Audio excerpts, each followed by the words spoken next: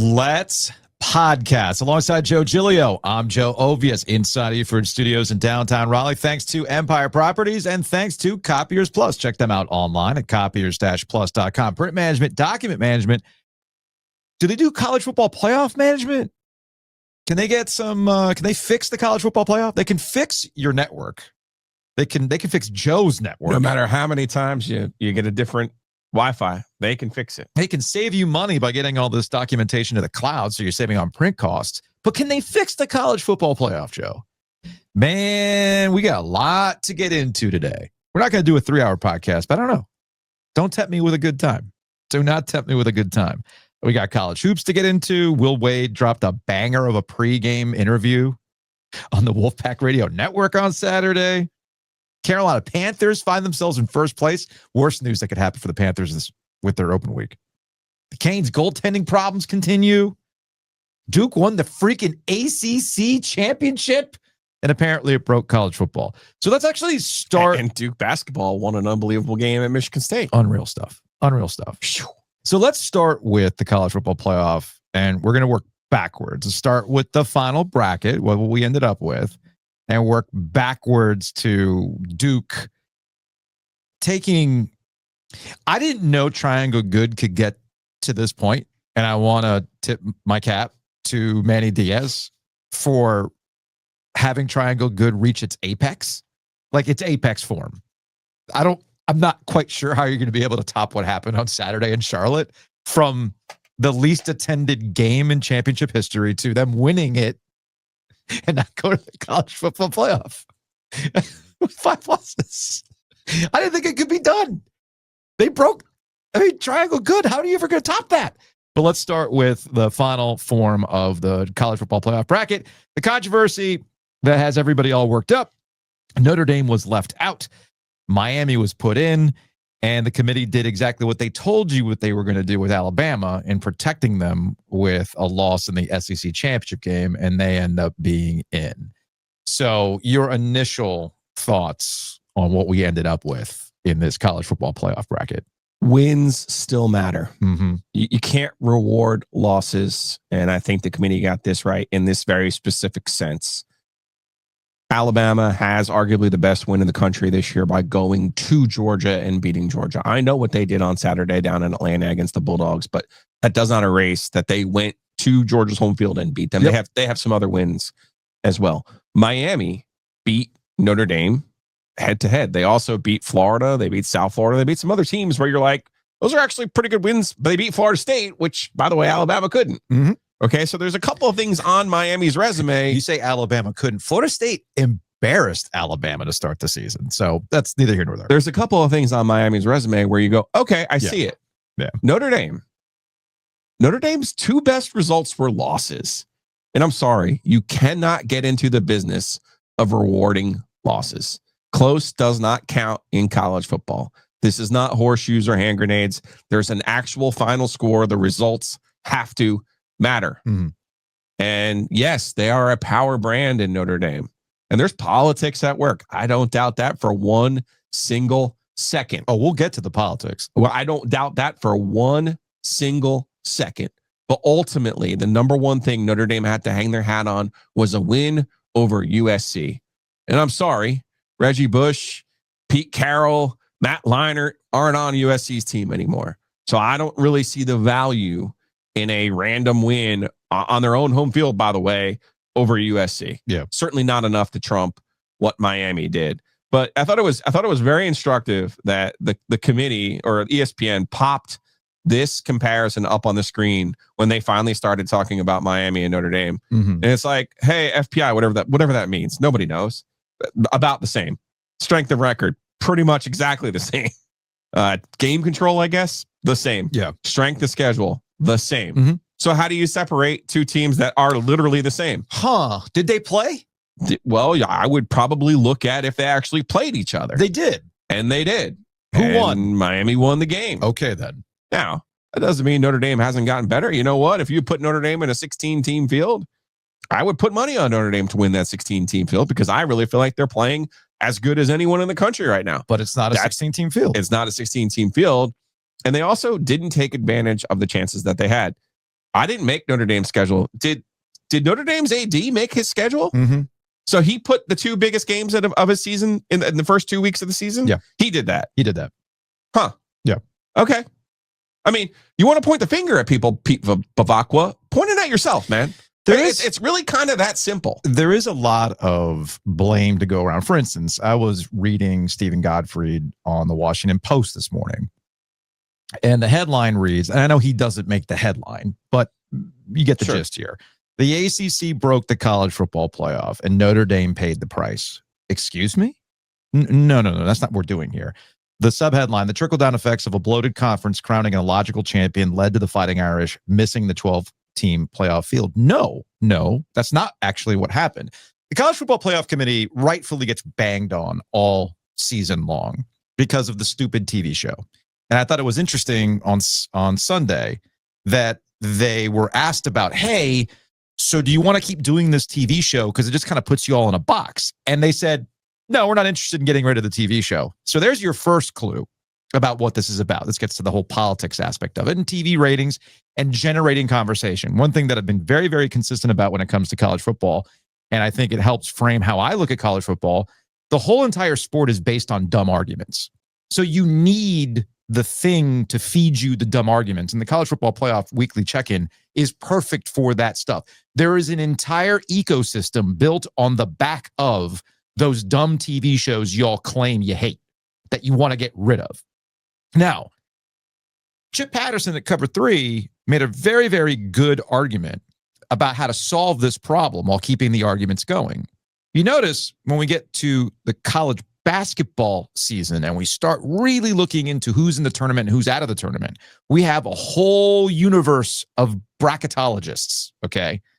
Joe Lunardi can make his arguments. Patrick Stevens can make his. Jerry Palm's out there being a curmudgeon about stuff. These are all names you recognize. They're all bracketologists. You could have Ken Palm, Warren Nolan, all these other metric sites to help guide you to determine who is in and who is out of the NCAA tournament. College football could do the same thing. And it's one thing that Chip made a very, very good point a couple of weeks ago in that if you want to get rid of the TV show, what you end up doing is you create the ecosystem of bracketologists for the college football playoff to keep the conversation going, because that's what's important here. So I like that idea. So there's where you can meet in the middle of getting rid of the TV show and then letting the bracketologists do the work. You get your final ranking, and then you can argue about that stuff, okay?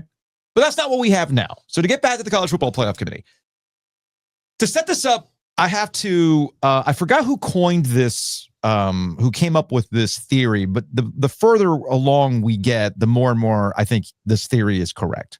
Something happened in the pandemic, the summer of 2020, that turned most of our argumentative skills into the equivalent of being 12 years old.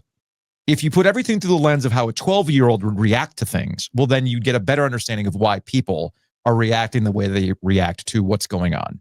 Like the logic used is very, very, your brain's not fully formed yet, okay? College Football Playoff has been telling you every week what's going to happen, but you don't listen like a 12-year-old. I told you that if you don't do this, I told you this was going to happen, and you don't listen like a 12-year-old. So the College Football Playoff has been saying all year long, Notre Dame and Miami are not on the same level. Notre Dame and Miami are not on the same level, but ... And everything was headed in the right trajectory for us to get to that graphic you just showed. At some point at the end of the season, when all the data is available and things shake out the way that they did, at some point, Miami and Notre Dame were going to be viewed the same in the same tier, back to back, head to head. Well, what do you think was going to happen when they finally got to the head to head? Miami was going to get in. Had to be factored. They told you this, and then suddenly everybody's acting shocked that, well, wait a minute. This has been like this all season, right? But if you've listened, they called their shot. This was going to happen. Same with Alabama. In the final ranking before the final bracket, what did they do? Oh, they gave him credit for beating Auburn, a 5-7 Auburn team, and struggling with them. But like they gave them they bumped them up. They bumped because of credit for that game. And it's like to put them in position so that if they lost in the SEC championship game, they had the justification to say, hey, we're not going to punish you for losing in the conference championship game because this is important to the SEC. Yeah. And that's where we get to the politics of all of this as well. Okay.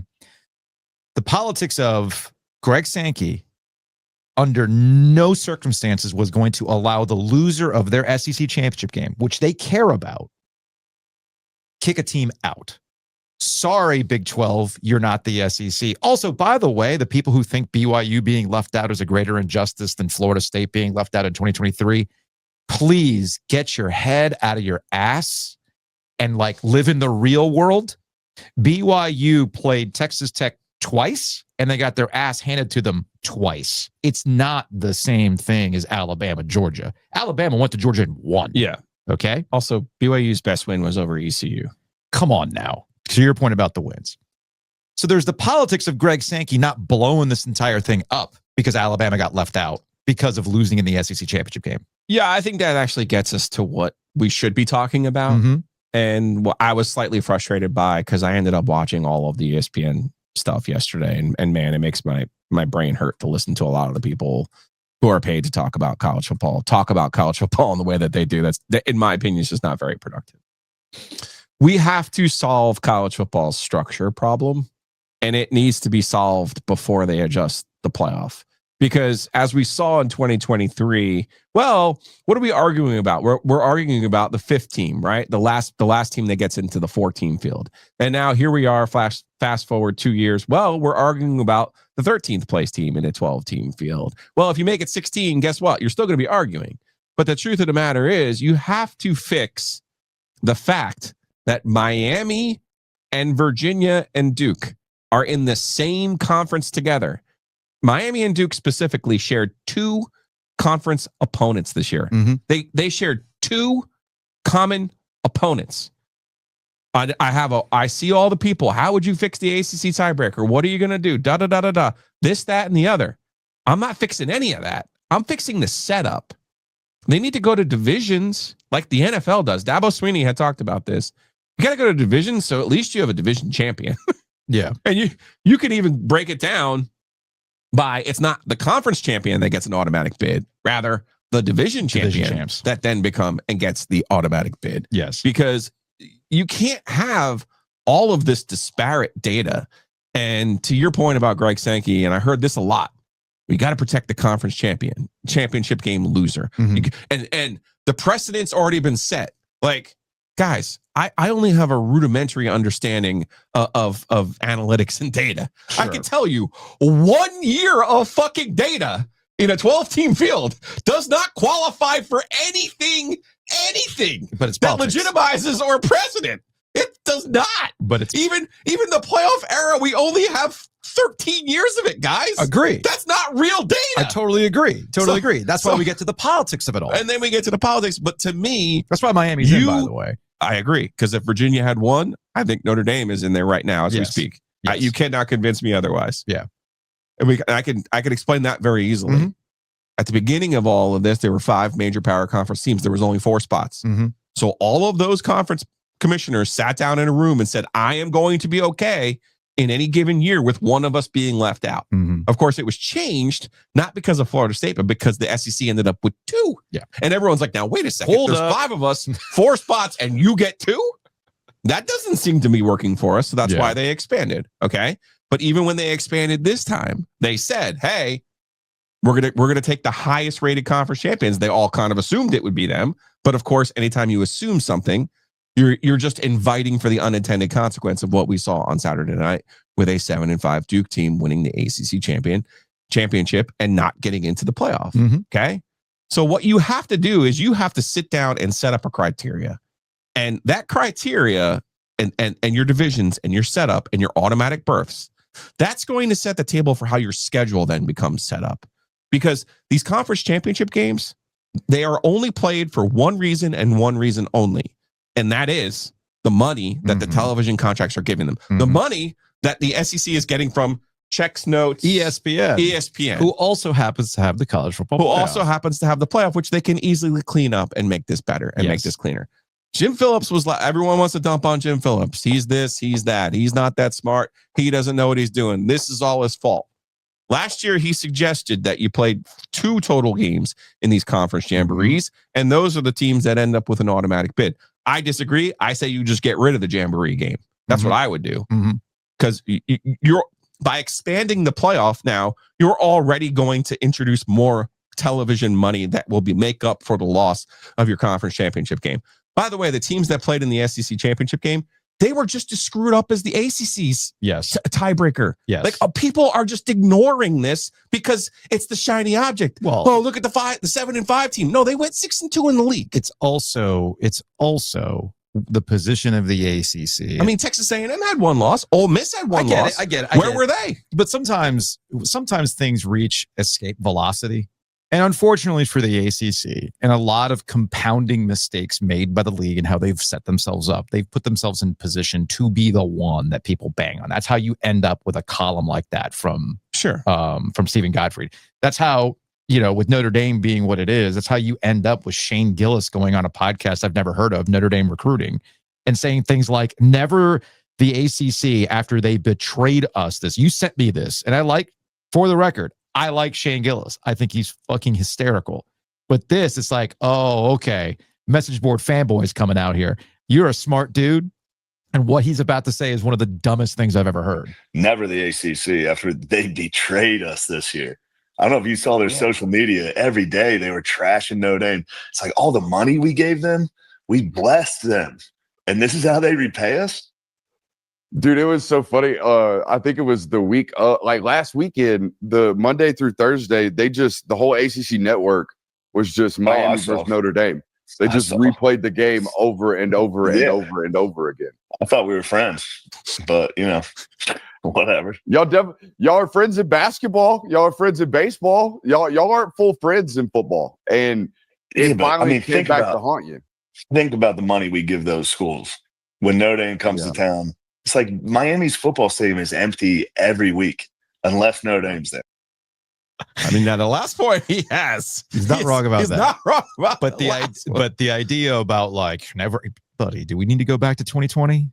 Do we need to go back to that football season where you weren't going to play? Sure. This is a half measure. The relationship with Notre Dame always has been a half measure. It needs to be blown up is what it needs to be. It needs to the Notre Dame relationship. Because here's the thing, I had a couple Notre Dame fans in my mentions about given how these things are playing out, you're not gonna have to worry about Notre Dame in the ACC anymore. Fine. Cool. The ACC was here before Notre Dame and it'll be around in some form or fashion after Notre Dame. But if Notre Dame thinks that when this all settles, they're not going to be a part of something. Their whole thing is independence. For instance, I know we're all kind of all over the place. There's a lot to weave. This gets back to the central point, Joe. In the structure of the sport needs to be fixed. Notre Dame hasn't won a national championship since 1988.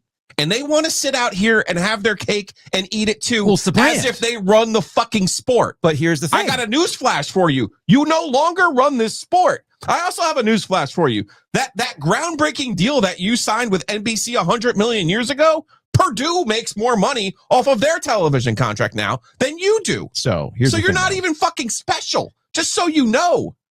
I agree with you. The problem is that those in charge continue to treat Notre Dame like they're special. Right down to taking their request to add Stanford and Cal because those amazing academic institutions. Can you imagine if they're just left out in the cold? So I'm not going to blame Notre Dame for acting the way that they're acting. Okay. They're not going to a bowl.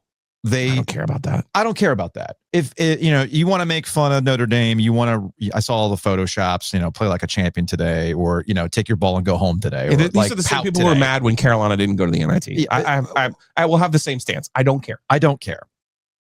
What this shows you is two things. One, when you treat this school like they're the very special eldest boy and they're coddled throughout this entire process, this is getting back to the everybody acts like they're 12. When the 12-year-old is treated by the parents like they're the very special unicorn child that all their needs have to be met, everything else be damned. And when they go into the real world, they struggle. That's so weird that once you leave your little bubble where you're told you're special all the time, that actually you're not that special. How do you think they're going to react? So I don't really necessarily blame Notre Dame for trying to do politics here by not going to a bowl game. What they're essentially saying is, hey, we see you doing this with the SEC in Alabama. Greg Sankey's playing politics. Fine. We're going to do the same thing. See how much ESPN, who's the rights holder to all this, see how good your ratings are for the bowl games that we're not involved in. Sure. So how about you treat us the right way? In fact, I was reading Ross Dellinger on Yahoo Sports this morning. I didn't know this, but here's directly from the story.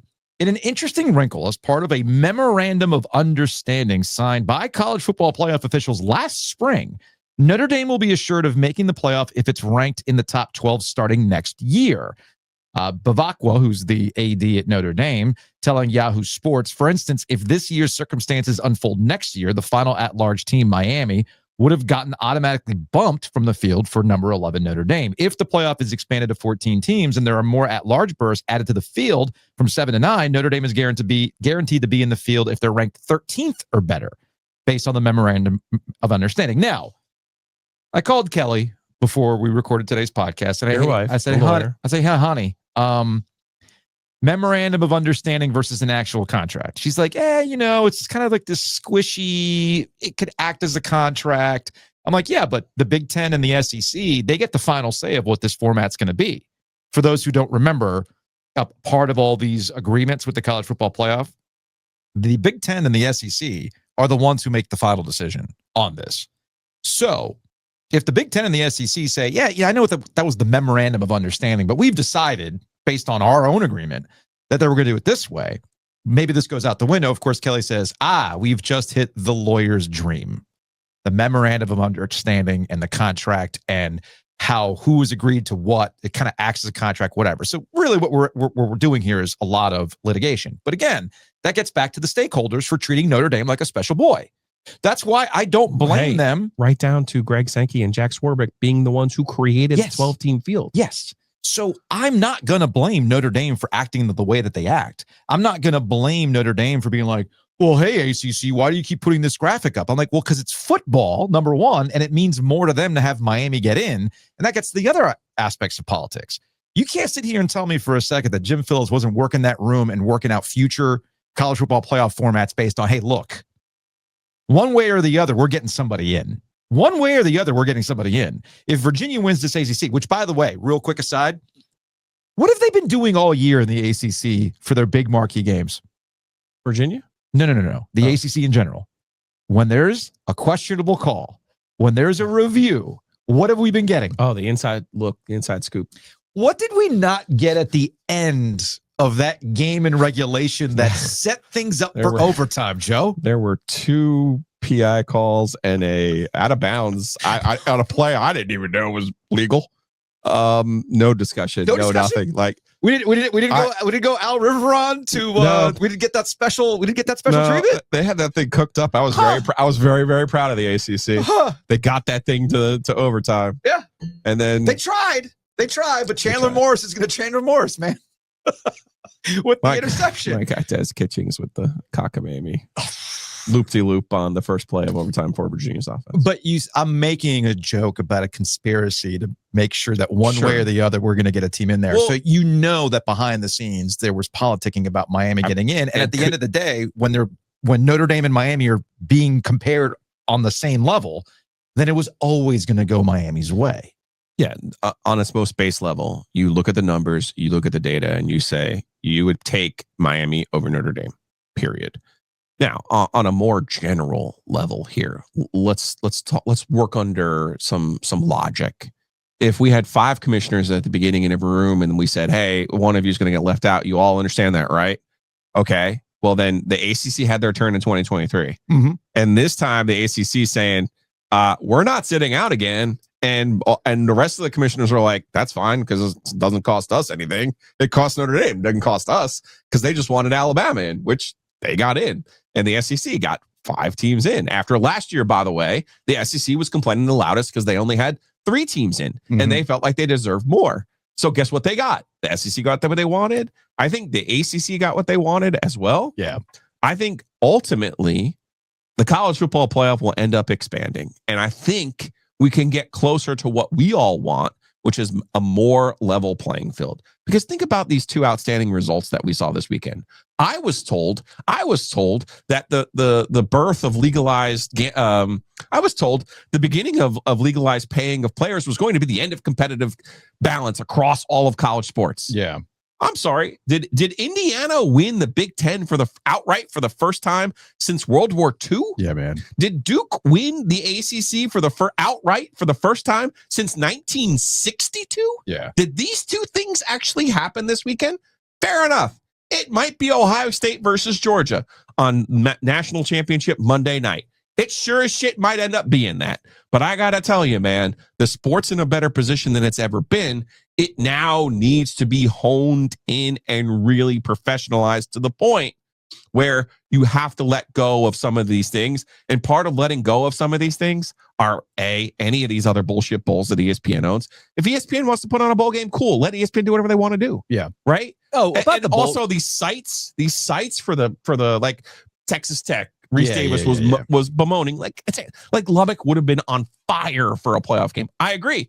Lubbock still should be on fire for the quarterfinals when their team is playing. Yeah. You're giving away this revenue to these bowl games for reasons unknown. You know, it's funny about the bowl games. One of the more hyperbolic takes about Notre Dame saying we're going to play politics here. This is again, make fun of Notre Dame all day. I'm here for it. But I also understand the vision of what Notre Dame is doing by not going to a bowl game. I get the politics in play. I get the business decisions being made here.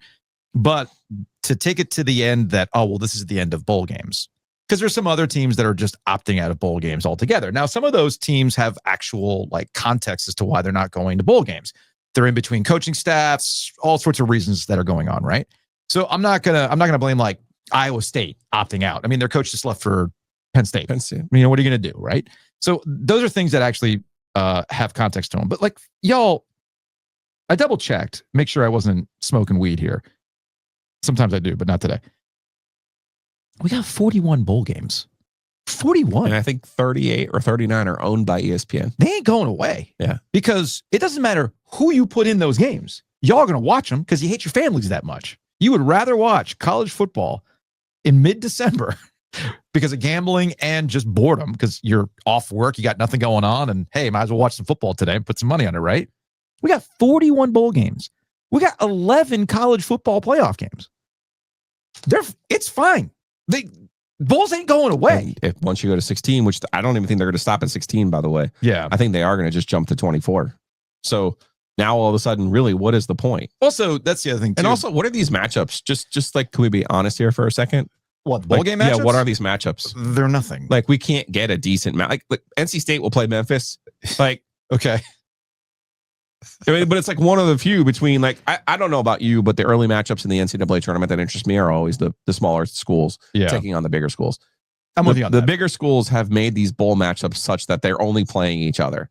Like, I can't even remember who Missouri's playing, but Eli Drinkwitz is all proud of himself that his team's playing in a bowl game and is honoring the tradition of bowl games and taking shots at Notre Dame and this and that. And it's like, let drink be drink. But it's like, cool, man. That's awesome. And what is this going to accomplish? I don't really know. You know, you want to go take the team out and have fun. That's cool. I'm not going to begrudge that. But like, it also doesn't really accomplish anything at this point. No, because you don't get extra practice anymore because half your team's in the portal. Then you have other guys who just opt out because of the draft and everything else because they're not making money anymore. Mm-hmm. So I really don't see the point. Like, things go away.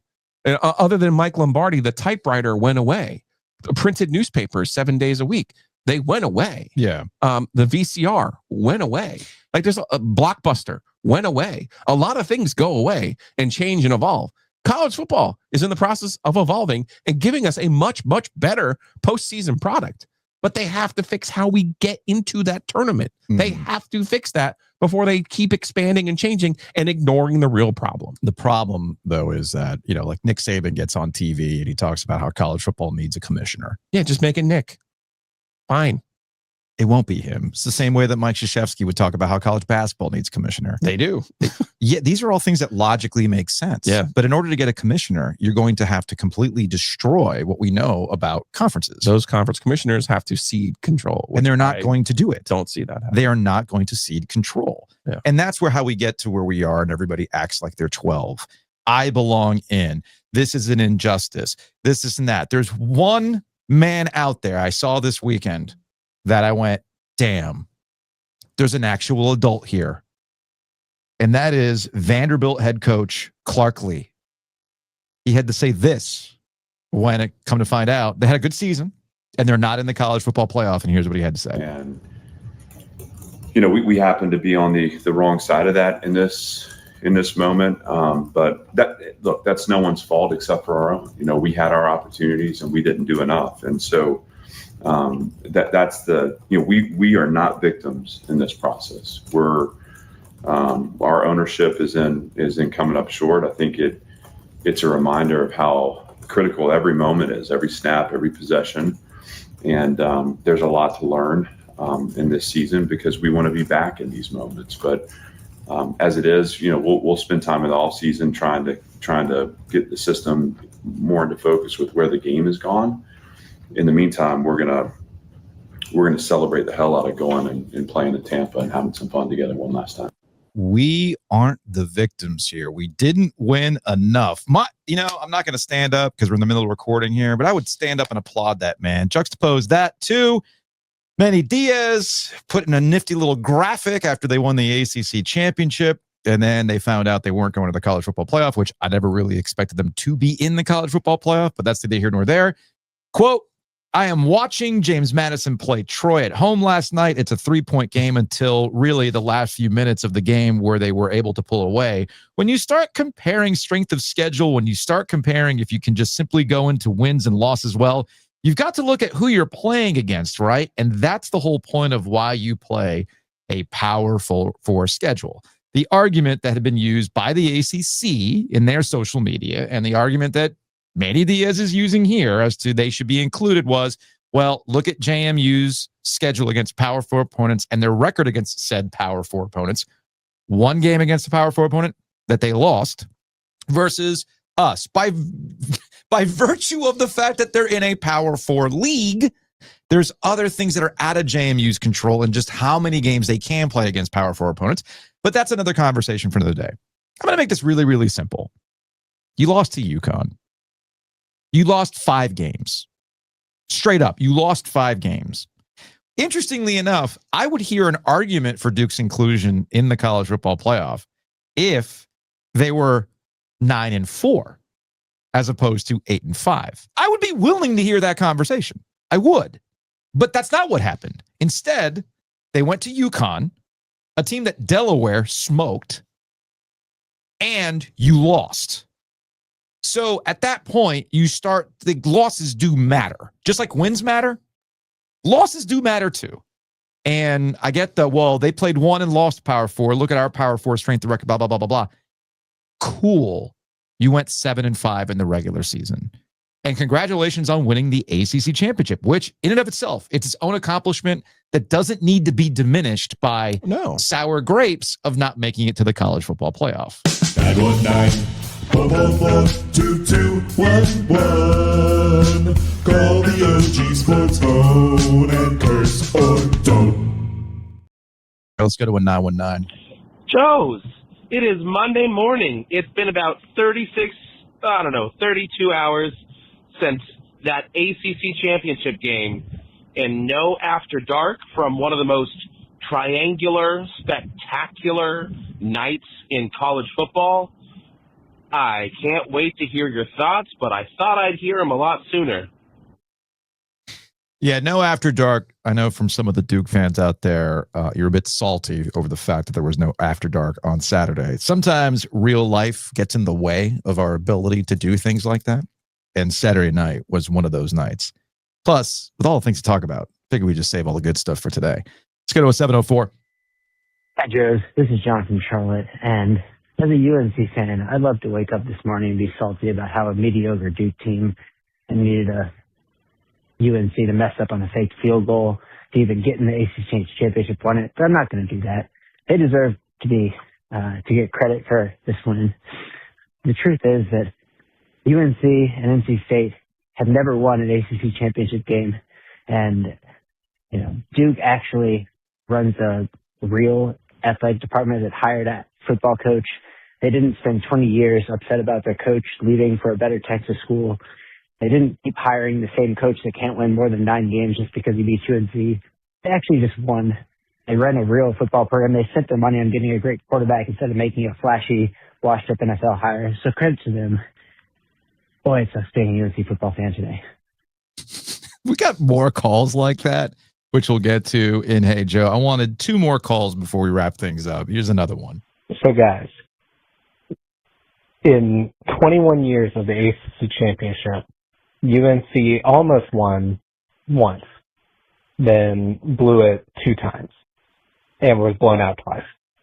NC State has not made it in all 21 years of the ACC football championship and has not won the ACC since 1980. And UNC has not either.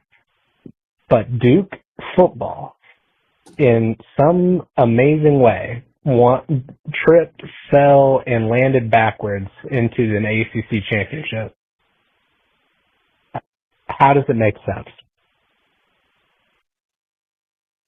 That's the thing. It doesn't make any sense. That's the beauty of Triangle Good. That's the beauty of what we go through year in, year out, man. Of course it was Duke. Of course it was a Chuck Amato disciple, which, by the way, 2 of them. You buried the lead earlier when we talked about Signetti in Indiana.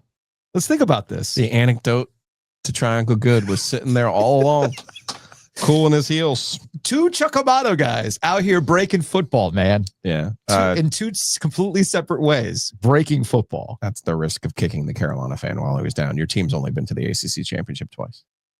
In this modern format. Yeah. Not 3 times. Yes.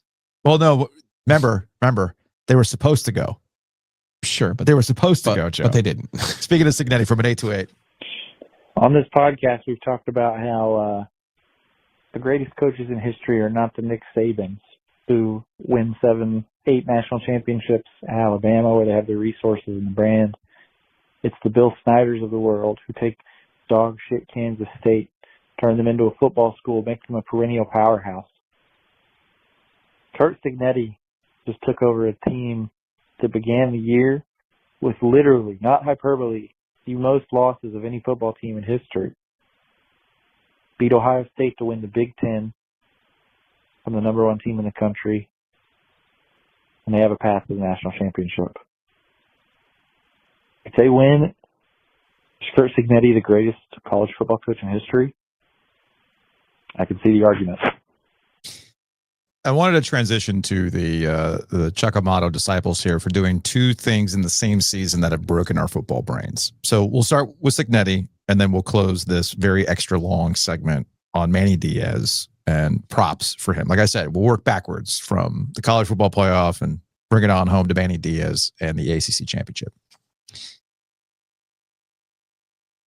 I know we get caught up in the moment, but I cannot think of something that's happened in college athletics or really sports in general, but all the context around Indiana to do what they did in 2 years. They straight up beat. There was nothing fluky about it.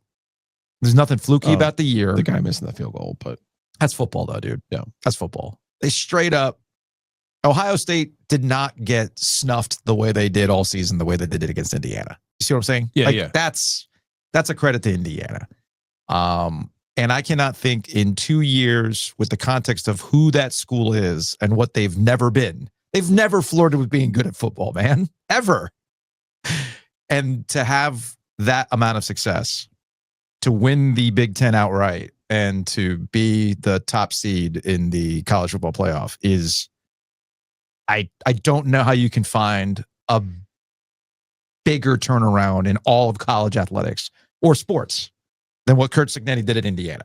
Like, there's nothing comparable at all. You did it. You're 1 of 1. Nothing will top that. I can't imagine anything will top that. Also, if you're UNC, speaking of UNC and things like sour grapes, you saw what Indiana, who was even worse than you in football as a basketball institution, do this in 2 years with Curt Signetti, and you thought you'd galaxy brain it with Bill Belichick. You got to be thinking to yourself, what the hell did we do? We clearly got this wrong. That could be us. It could be us. Quite literally. And Curt Signetti made, so the real Red Reckoning apparently was in Indiana. It was the Crimson Reckoning. Who knew?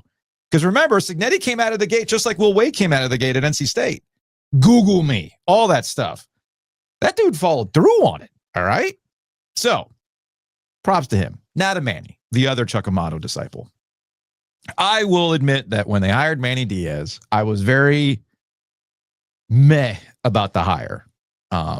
But one thing that you like to point out about Duke is that I don't think we appreciate, I mean, obviously with Indiana, it's fairly obvious the investment that they put into football.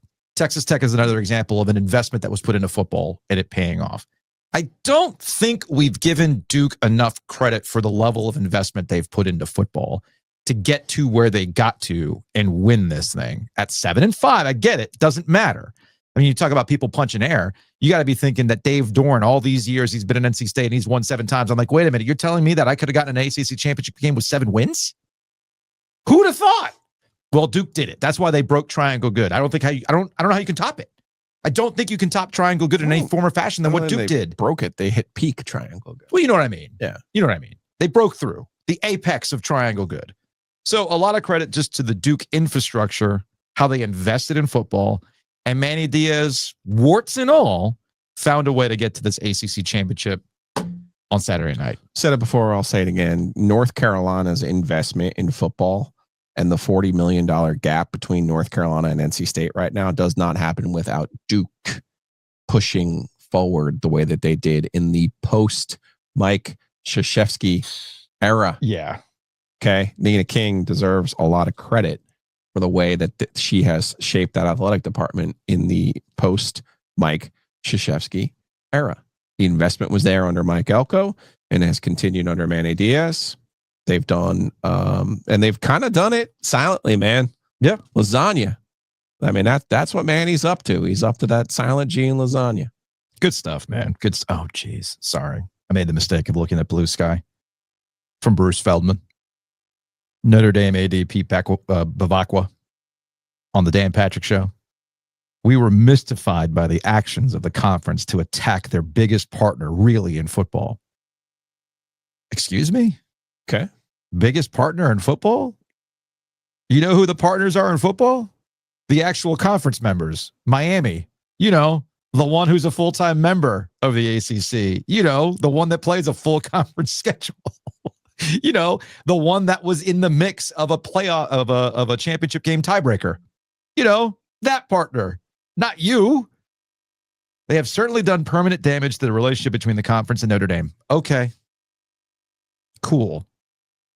Do something about it and see what happens. Do you think you're going to get the same arrangement somewhere else? Kind of feels like my ScarJo scenario. Like, you know, that's awesome. But really, was it going to happen anyway? I mean, yeah, there's that. Also, fine. Take your arrangement somewhere else. Yeah. Like, I mean, hey, look how much we added to the ACC. That could be this actually is your ScarJo. You did add fucking Stanford and Cal because of you. There is that.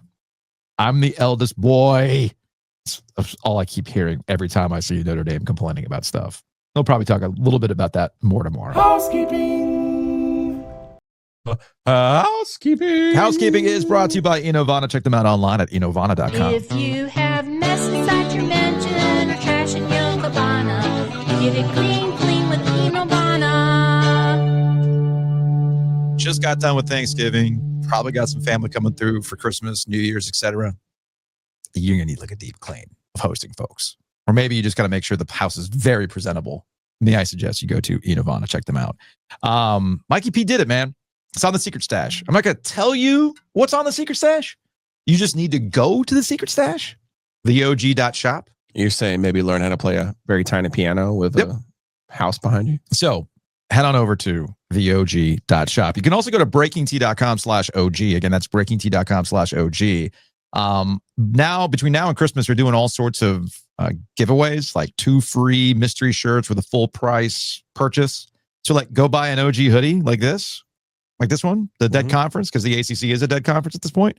So you could buy one like this and you get like 2 free mystery shirts. All sorts of crazy stuff right now over at Breaking Tea. So check it out online at breakingt.com/OG.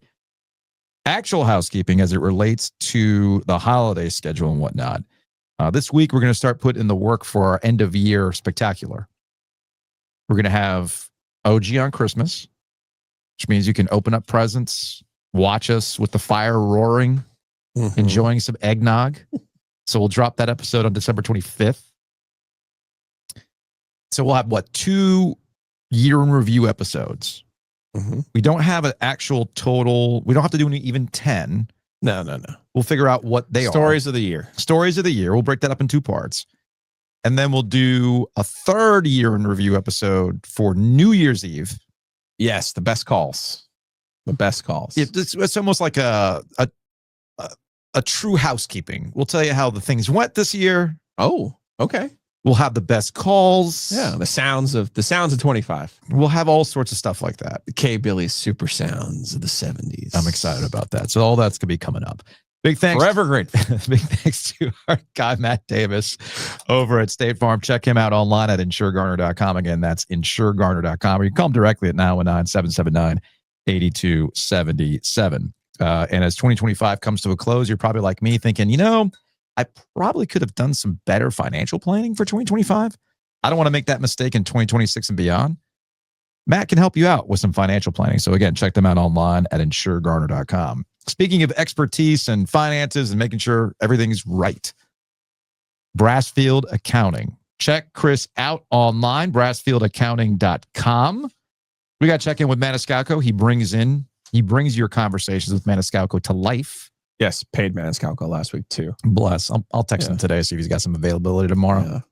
Yeah. Whatever his labor strike was, he's back. He's back. He could cross the line again. No, it's called I've just forgotten to text him and we've been busy. So. Well, they've also, I feel like this 7-game homestand has just been, it's been a lot. And it's also like coinciding with a lot of other things that are going on. It's been kind of lost in the shuffle. Yeah, I was there yesterday.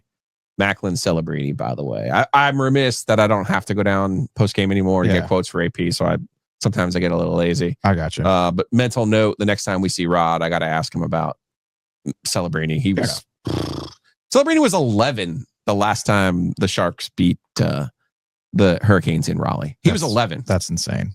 So go to brassfieldaccounting.com, get your 2026 in order. And also, if you're looking like, I have all these documents, because it's almost tax document season, right? Yes. You're getting all this stuff. And if you're like a small business like us, it can be overwhelming. This is the end of the business here, yes.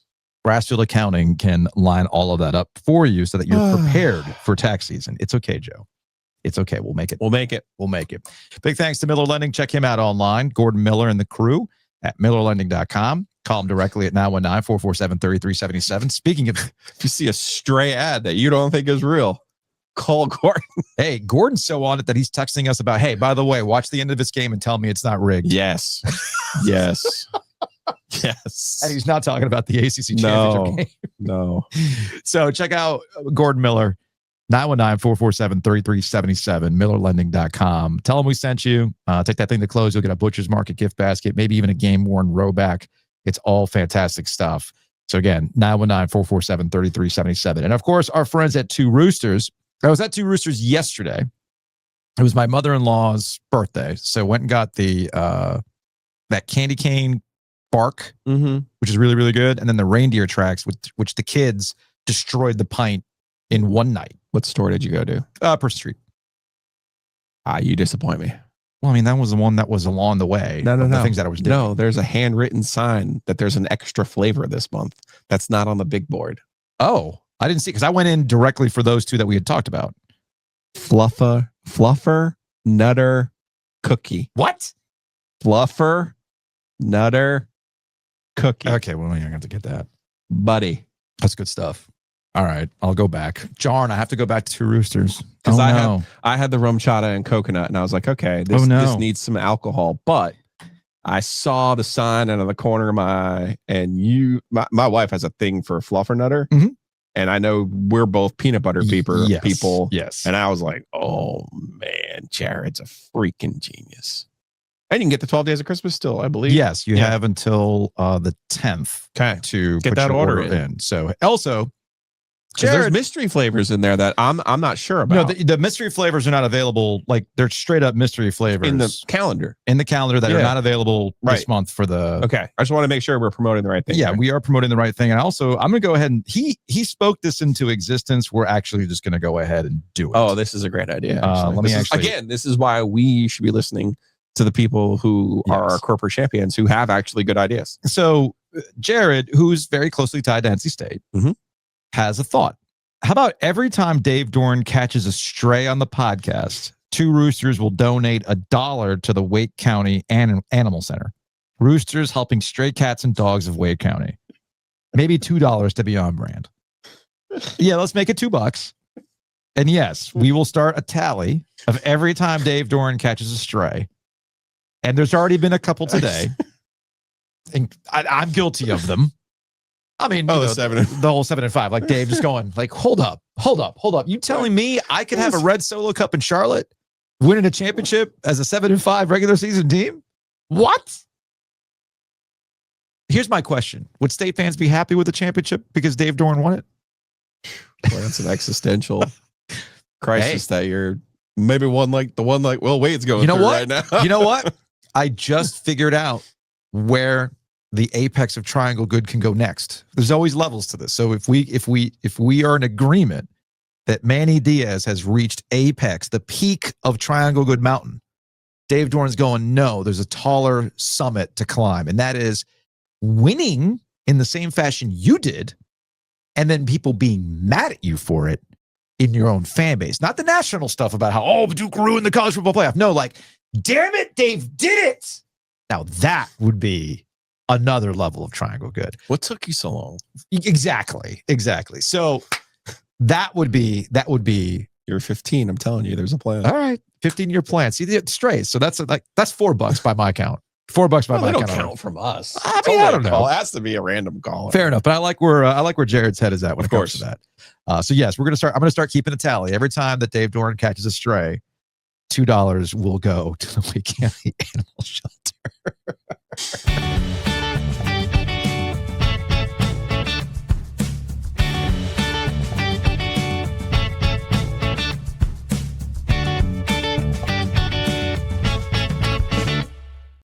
Woo! We went like 50 some odd minutes straight before we got to hoops. That's how much we have to get into today. We have NC State, we have Duke, we have Carolina. Let's go in order of intrigue, shall we? Let's start with the Red Reckoning out, hostile takeover in, Joe. We had a couple of sports phone calls that kind of mimicked my own reactions this weekend. I was in Charlotte over the weekend because of youth hockey. So I was keeping up with some things via the app. And I wasn't really going to go out of my way to try to watch NC State, UNC Asheville while I was out and about in Charlotte for youth hockey stuff. However, our sports phone, I was not alone in this, by the way. Like this call from a 910. I've not watched a minute of the game. I'm hoping maybe you guys have for me and you can answer this. What the fuck is happening in the NC State, UNC Asheville game? I've only seen the score, so I don't really know. Is that one player that State has that Hubert just mismanaged last year? Can he not guard Kenny George or something in the paint? Like, what is happening? And that's a deep cut. It's a way back when in triangle basketball. All right. Have a good afternoon. That was good. And this is from a 919. What's up, Joes? Thought I'd treat myself to this Saturday and not watch NC State basketball. So just leaving the PGA Superstore. Got some work done, hitting in one of the bays, enjoying my Saturday. And just I will see what NC State's up to. Check the box score. Asheville's a decent mid-major school, but I was like, all right, whatever. Down or up by 2 at half. Let's see. Darren Williams, our man, 12 minutes, 4 points, and on 3 shots. Huh. All right. Maybe they're face guarding him. Since he's our star player. Maybe they're just not. They're double teaming him. Maybe. Let's see. 11 for 31 as a team, 35% from the field. But hey, Asheville's only shooting 38% from 3, so I guess that's better than 75 or what felt like 100 with the other schools we played. But as I say every December, wait till football. I had a very similar Saturday. Like I said, I was at Extreme Ice Center in Charlotte. I was able to watch the end of the Duke Michigan State game before things got going. And the game started at 2:00. The state UNC Asheville game? 1:00. It was 1:00. I went over there because I was interested in getting some sound from Will Wade potentially. And I didn't realize when I got to the post game that he had already spilled all this out and spelled all this out in the pregame with Matt Chazanaw. And thanks to Chaz for putting it on his Twitter account. Yeah. Because I'm not trying to be a jerk, but not a lot of people listen to the pregame because we've been preconditioned really like what actually happens in the pregame, right? Like, not a lot, right? A lot of ad reads. I mean, you got to pay the bills. No, I'm not even knocking that. You got to pay the bills and you're not really getting much out of the coach. But yeah, your coach is like going to be super locked in. Like UNC Asheville, Mike Morrell is a former colleague at VCU. So he goes way back with Will Wade. That's why the game was scheduled to itself. You usually get a story like that. But hey, man, we used to do this together. That's not what Will Wade did, sir. That is not what we got in this pregame with Jazz. So to be clear, you went to the game. I went to the game specifically to do the post game to ask him a question about his problem solving process. Okay, like thinking, like how does practice work? Like, do you watch a lot of film? Do you stay up all night? Yeah. What do we do? So I broke this into 3 clips. He went 6 minutes straight. Yes. All Matt Chazanow did, like a good broadcaster does, is take a step back and let Will Wade get it off his chest. So things were interesting to start. Here's the first clip. Again, this is out of 6 minutes. I broke it down into 3 1-minute-ish clips. We haven't had an edge to us. Even in our wins, we haven't had an edge to us all year. So I've tried very calmly and very nicely. Because, look, you can only go so far with the head coach leading. I've tried to kind of let the players take the reins on everything and do things. But it just hasn't worked. This looks nothing like our teams have looked in the past in terms of just our passion, how hard we play. And we've been playing some of the wrong guys. And so today, hopefully, look, it may not be pretty, but it's going to look gritty. It's going to look grimy. We had terrible practices leading up to Auburn. That's the least confident I've ever been going into a game. And we were hoping something good would happen for us, something fortuitous would happen to us. Okay. You're making a face. Why are you making a face? No, this was all, again, what I wanted to hear after the game. I didn't realize that he had bared his soul on this pregame show on a Saturday afternoon in December when everyone was probably sleeping. Yeah. But no, continue. It's amazing. All right, he continues. We went to the offensive glass like we were supposed to twice at Auburn. We got 2 offensive rebounds on those 2 possessions. We got guys who don't want to go to the glass. We got guys who don't cut hard. We're not very aggressive with our switches. And like I said, I've tried to give our guys some patience to work all this out. But the last couple of days, this has been what you would call a hostile takeover because I know how to do it. And we've done it everywhere we've been, and we're going to do it here. And so this is a process. We've just begun. But hopefully you'll see a team that gets on some loose balls. Like everybody in the Auburn game, you can go back and watch it. Everybody talks about the corner 3 that Hall hit. Oh, just terrible luck. He's falling out of bounds in front of the bench. Terrible luck. BS, it's not terrible luck. Magwood, their freshman, beat us to a loose ball, beat our senior to a loose ball right in front of the bench, right in front of the bench. So then it was a jump ball, and they got the ball. That's not bad luck. That's you not playing hard and them rewarding the team that plays harder. Red reckoning out, hostile takeover in, Joe. As I'm hearing that section of it, the reason why I clipped that one is that I actually sent that to Jacob's coach, his hockey coach, because just to prove the point, I say, hey, man, look, because I'll be upfront. It wasn't a great weekend for the boys. Okay. The point that I was making, though, and what I sent to Shane, and what I'll say here is it doesn't matter the level. Everything's the same. The coach can set up the systems. The coach can tell you what you need to do. The coach can help you with the scouting report.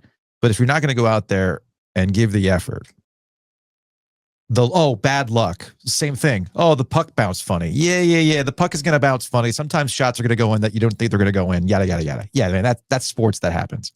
But you're not putting yourself in a position to win. You're not putting forth the effort that's required for you to play defense at the level that is needed to put yourself in a position to win.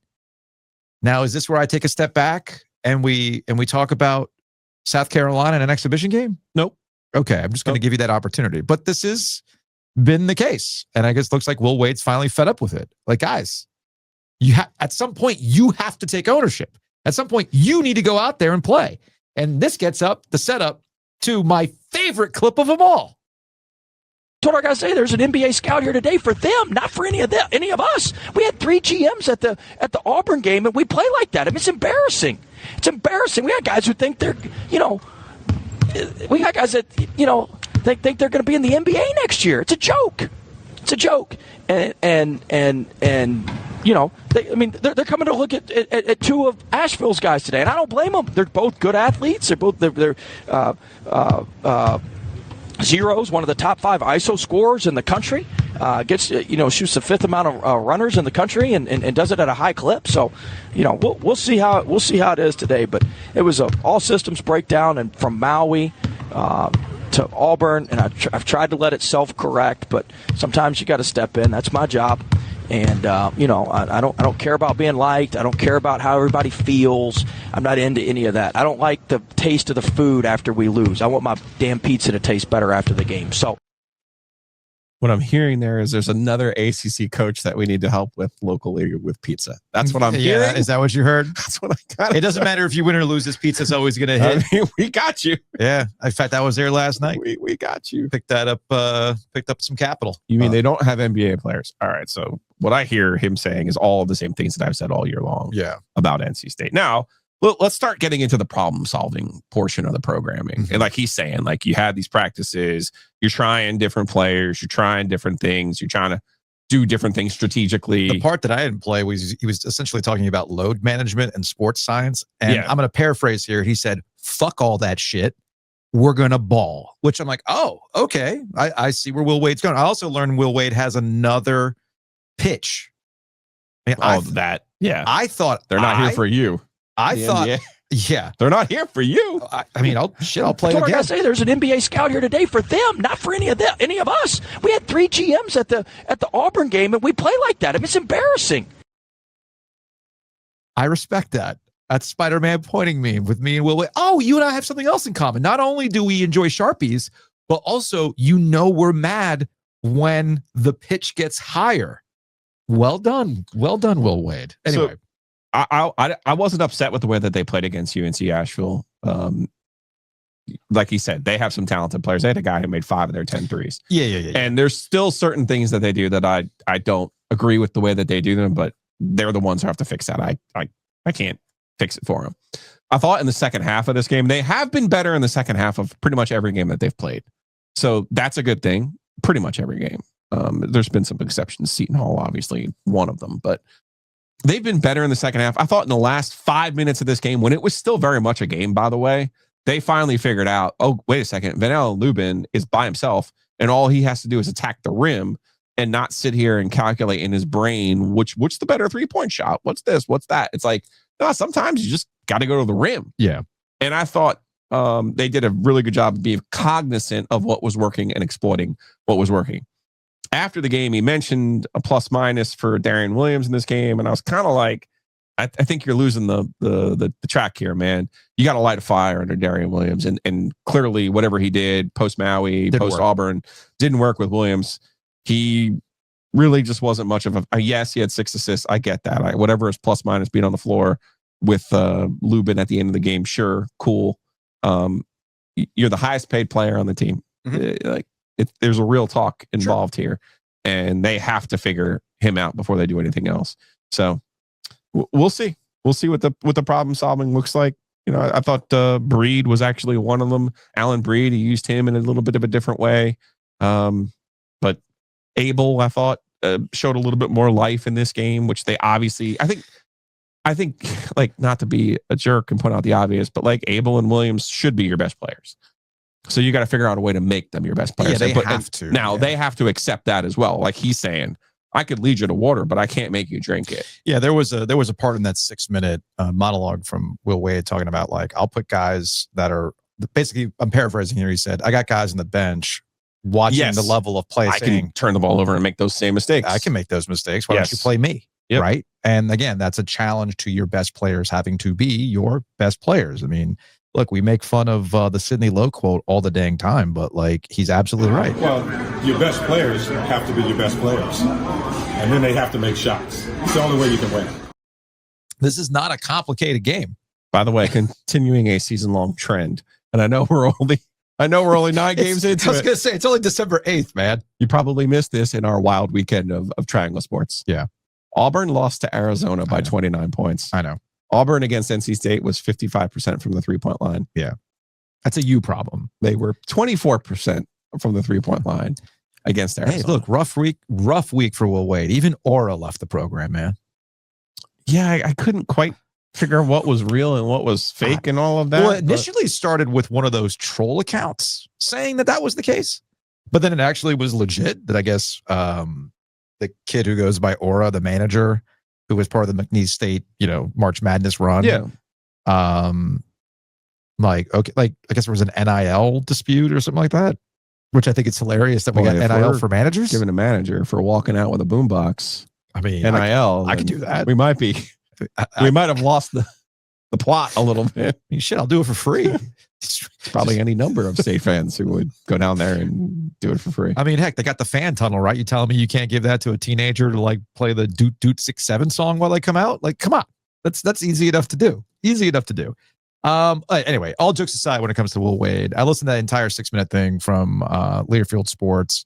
And again, it's on Matt Chazinow's SoundCloud, his Twitter, if you want to hear the whole thing. It's all very, very interesting. That first 6 minutes is very, very interesting. And I'll give Will Wade a lot of credit. And this is where we can kind of pivot to a general theme of today's show, and that there's a lot of performative stuff by coaches. There's all sorts of theories as to why these coaches are being as performative as they're being about these types of things. I get it. But I'm glad that Will Wade has dropped the performative stuff, and now they can get down to the business of, hey, man, what's this season going to be about? I understood, and again, I'm giving Will Wade credit here. I hope people have to make this abundantly clear. Please do not misunderstand what I'm getting at. The Red Reckoning stuff, posing like Jimmy V, poking the bear with UNC, all good. All good. If anything, it's a lot like Kurt Cignetti at Indiana saying, hey, I know we're not a football school, but damn it, we're going to be a football school. Hey, NC State, you've been searching for this identity, man. We're going to tap back into what made NC State. Let's freaking go. So all those things, perfectly okay with. But what you can't do is keep doing it when the results aren't there. You see what I'm getting at? And Will Wade, I think now can drop that facade and say, all right, man, like that was the most real Will Wade that I've heard since he's been here. And I think that's a good thing. And we'll see where the rest of the season goes. Like, I liked that. I didn't think it was performative. I thought it was honest. I thought it was a real assessment of where this team is. There's no bullshitting.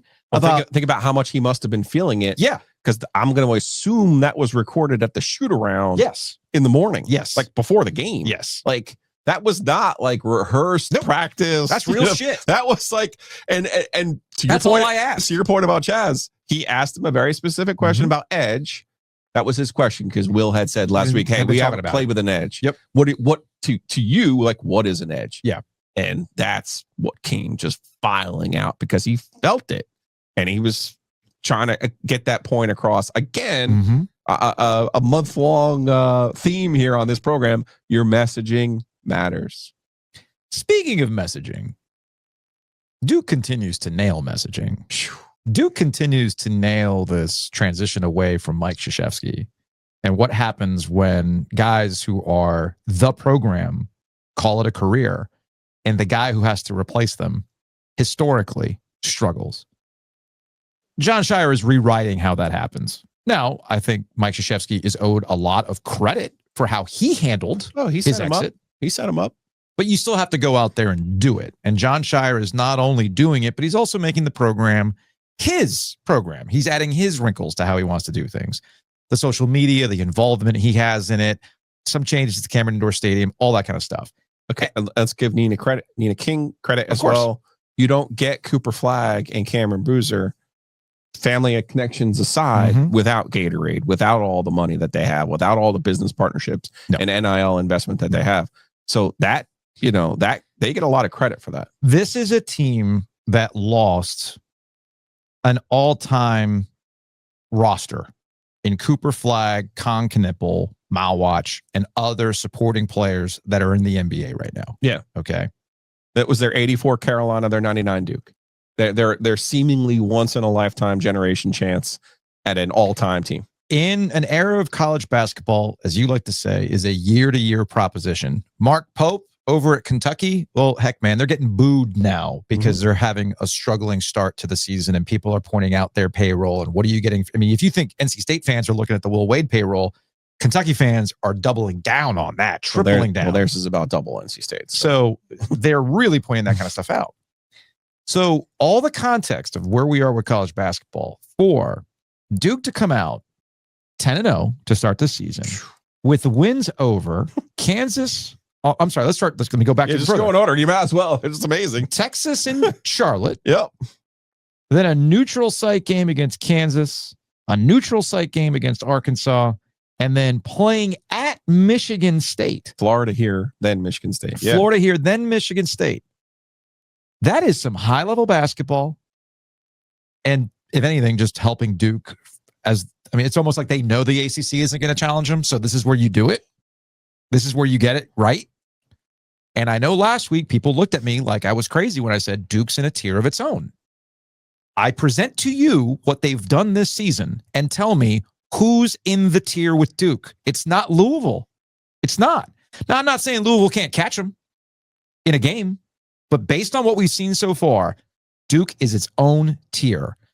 And John Scheyer, yes, Nina King, the general manager, all that stuff. We talk about alignment.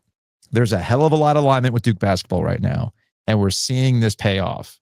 And I don't think that John Scheyer gets enough credit for being able to seamlessly transition out of what it was to where it is today. You come out your rookie season as a head coach and win the ACC championship. You get thumped by Tennessee. Fine, is what it is. You come back. You have a decent season, but then you get it stuck to you twice by NC State.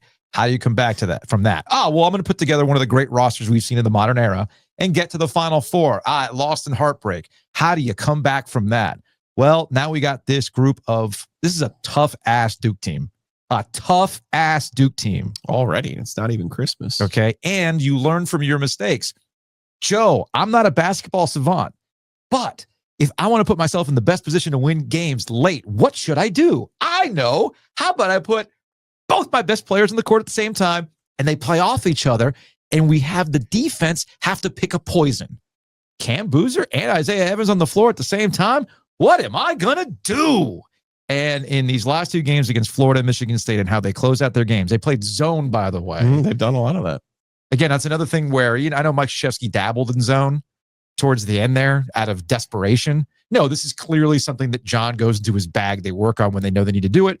That's what happened with Michigan State. They kept one of their best players out of hitting field goals there down the stretch, and they put themselves in position to win. And again, this is, I keep checking off these boxes of all these great things to say about Duke and John Scheyer, where they're at. And as if I know you have a hard time getting around to my level here as it relates to an appreciation of John Scheyer and appreciation of what Duke is doing. I get where you're coming from, but Joe, this is your last defense. You're going to have to just stop it, get over it, and embrace John Scheyer. Because this is what he said after the Michigan State game. Well, that was a big-time basketball game, and I'm still catching my breath. I just want to start off by saying how much respect our program, how much respect, me personally, how we have that for Tom Izzo, Coach Izzo in this program. This is as good of an atmosphere as you're going to get. I thought our guys handled it incredibly well for, being on the road with a top 10 team, and they have a great group and they're tough and together. I think some of the experiences we've had, playing at Tennessee in the exhibition game, playing at Army, some of these other games, I thought that prepared us a little. What did he say? Whoa! What did he say? Whoa! I can't go back. Wait! No. What?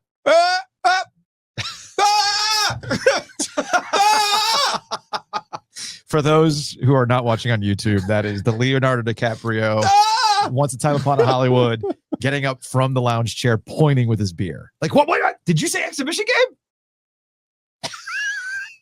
How can you not? Next year's, we need to go live for those exhibition games next year. Yeah, after dark. Yeah, good point. We got to celebrate them.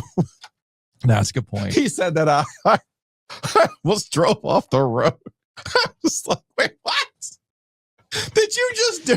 All right, John. All right. You got me. You got me. You win. It's over. Fine. Last post game, it was, we worked on these things.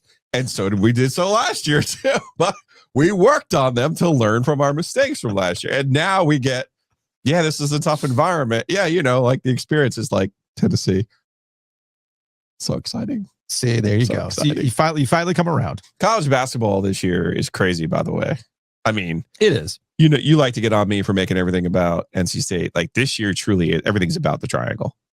You got Arizona, who looks like, but what they've done, like you said, no one can match Duke's resume. No. But the way that Arizona has beaten certain teams. What's wild about, it's funny you're mentioning Arizona, Michigan too, by the way. Well, I'm going to get there. Right. Don't step on the segment. No. What I'm getting at is before you get to that, you look at Ken Palm, you look at all the other metrics. I'm like, man, look at Duke's resume. How are they not number one? They're actually number 4 in Ken Palm. Michigan's number 1, which we'll get to in a second. But to your point, it's been an interesting year, and Duke's not even metrics-wise considered one of the best team in the country, right? Resume-wise. But you look at a lot of these teams, like you mentioned, Kentucky. There's a lot of teams that are struggling that way. Like in the instant, let's just add water. We'll be really good. We spent a bunch of money. Why aren't we really good? I don't understand what's happening right now. We made all this big investment. Arizona, to make everything about the triangle, Arizona looks to be like one of the best offensive teams, certainly in the country. They told Henry Vessar, like, hey, man, cool, love you, mean it. We actually don't need you. And he's Carolina's second best player. Like, he's actually a really good college basketball player. Meanwhile, Michigan, who is murder balling everyone other than Wake Forest, they have, by metric, the best team in the country. And their point guard is Elliot Cadeau. The same Elliot Cadeau that when we were in Charlotte last year, my exact words were, if you think you're going to get to the Final Four or get where you want to go, winning a national championship with Elliot Cadeau, you're dead wrong. Yeah. Well, Dustin May is saying, hey, man, you want to challenge me? Here we go. I got a UAB transfer and Elliot Cadeau. Jeez. Look, to wrap the point on Duke and what they've done so far this season, there are times where I feel like I've been taking crazy pills about Duke, the transition, and what Jon Scheyer's been able to do. And I get there's a lot of baked in bias against Duke because of Mike Krzyzewski. Not because of Duke, but because of one man, Coach K. I said this in 2022 when he when he easy go carded his way out of the Mercedes-Benz Dome in New Orleans, and he shuffled off into retirement, that we were entering into a world where we were not going to be able to know what to do with Duke because the central focus of all your hate is gone. Okay. It's Coach K that generates a brilliant segment by Bomani Jones on his HBO show. Okay. It's Coach K that they yelled at the Smith Center, fuck Coach K, not fuck Duke, fuck Coach K. That final game that got people all worked up and things like that. I was always curious as to what was going to happen when Duke kind of moseyed along and did their thing to being the most modern college basketball program today and having this level of success. How are you going to play? And Luke DeCock, our friend over at the News and Observer, was at that game. He was at the Michigan State Duke game.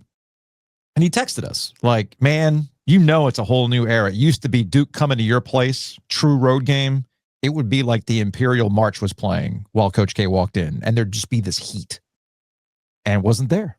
Just wasn't there. It's just a run-of-the-mill non-conference game between Duke and Michigan. Now, they did say there was chanting of fuck Cam Boozer. Cam Boozer caught a couple there. That's fine. It's whatever. Maybe that's some leftovers from from his dad. I have no idea. Regardless, I think my point ultimately stands as we kind of hit this weird point with Duke. And what Jon Scheyer has been able to do has applied absolute pressure on what we see over at North Carolina, who went through its own transition from the Roy Williams to Hubert Davis era. That being said, speaking of things that we talk about at these ACC tip-off events, how'd Georgetown work out for the Tar Heels yesterday? Guess who had their best games? The big men had their best games. You're talking about Arizona, right? And how they were like, we don't need you. Carolina can have you. Well, it's working out. Yeah. At the end, sometimes it works out. Just like, hey, if we're going to be doing some accountability watch here on how we've talked about certain players going to other programs, I put the Ian Jackson transfer squarely on UNC. And I was like, man, that's bad news for Hubert Davis, because Ian Jackson going to St. John's to go play for Patino could absolutely blow up in his face. Another one of those teams going through it this year, by the way. And St. John's is absolutely going through it. Ian Jackson is absolutely going through it. So you got the Elliot Cadeau thing wrong. I got the Ian Jackson thing wrong. So I got wrong, but you know what I mean. We'll see. Yeah, it's a long season. It's only December 8th. I'm with you on that. But no, transitioning over to Carolina real quick, I would say that Carolina is just having a very good, solid start to the season. Yes, you'd probably like that Michigan State game back, but I thought the Michigan State game was one of those lessons learned for a lot of guys involved. Good opportunity, difficult situation. You learned from that. You follow that up with going to Kentucky. Again, speaking of going through it, part of the reason why they're going through is because they lose games like this at home to Carolina. And you follow that up against an okay Georgetown team. I think it was just the novelty of Georgetown being in the building. I mean, when was the last time Georgetown was in the building for UNC? Yeah, since Matt Doherty's last game. Was that it? NIT. I mean, look, Georgetown with Ed Cooley, he's a really, really good coach. He is. The big thing for me yesterday for the Heels was Derek Dixon. How was he going to follow up his amazing performance against Kentucky? And he did with 14 points. He also played 27 minutes, which was more than Kyan Evans' 20. So listen, if Carolina's going to get improved point guard play, which Dixon seems to be capable of, there's no telling what their ceiling could be this year, especially when Besser and Wilson, that 1-2 inside punch, man, thank God we talked to Hubert Davis before the season started and let him know that, man, it's a great history at Carolina of using two bigs together. Something to think about, guys. Something to think about.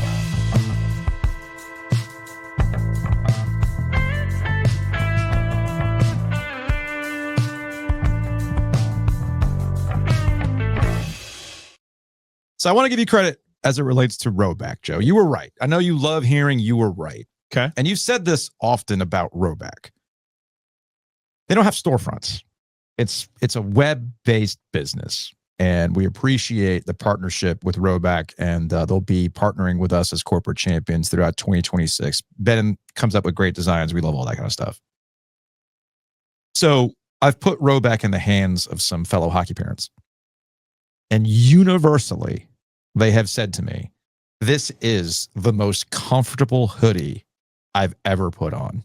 I was like, see? People get skeptical until you put it on. Even Jacob, my 14-year-old, who is like, he's a 14-year-old. Can't be that good. Can't be that good. Skeptical of everything. He is my child, after all. Skeptical of everything. This thing, it's whatever. It's like, wow, this is really nice. Just so you know. Super comfortable. Super comfortable. So don't take my word for it. Nope. Don't take Joe's word for it. Take it from all the testimonials of people we have put Roback in the hands of to put on, and they go, damn, this hoodie is comfortable. Might be the most comfortable hoodie I own. So head on over to Roback, use that promo code OG20. Get something for yourself. And of course, get the gift of Roback this Christmas. I actually have the Ready hoodie arriving today.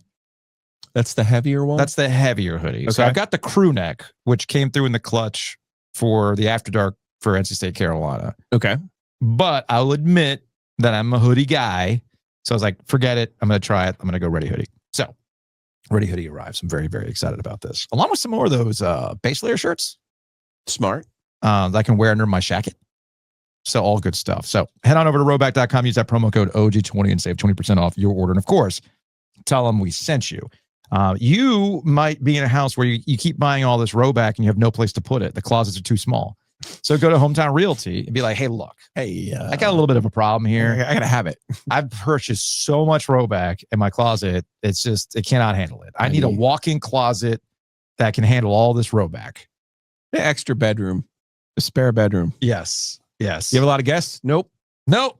I just got a lot of Roback. I got a lot of Roback. So head on over to my Hometown Realty, myhtr.com, and tell them your specific needs, and they're going to do their best to find it for you. So again, that's myhtr.com. I don't know. Maybe look, man, things happen. Maybe Joe and I one day, this LLC splits for whatever reason, and we need custody over the rowback.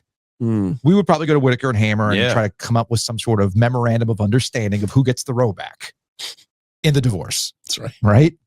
So, hey, you got some small business legal needs? Hey, they can handle that for you. So go on over to wh.lawyer. Again, that's wh.lawyer. And of course, our friends at the Butcher's Market. It is the Butcher's Market season. I say that because they have everything you need for a holiday gathering. They can even cater it for you. But more importantly, they have things you can grab and go. You need to bring something to a potluck, just get the ham biscuits. They're going to be a winner. You don't have time because you're running around to one thing this day, one thing another day, and you don't have time to cook? No worries. They have stuff that you can buy, stick in the oven. It'll be ready in about an hour, and it'll be delicious because it's all the great Butcher's Market stuff. So check them out online at thebutchersmarkets.com. Again, that's thebutchersmarkets.com.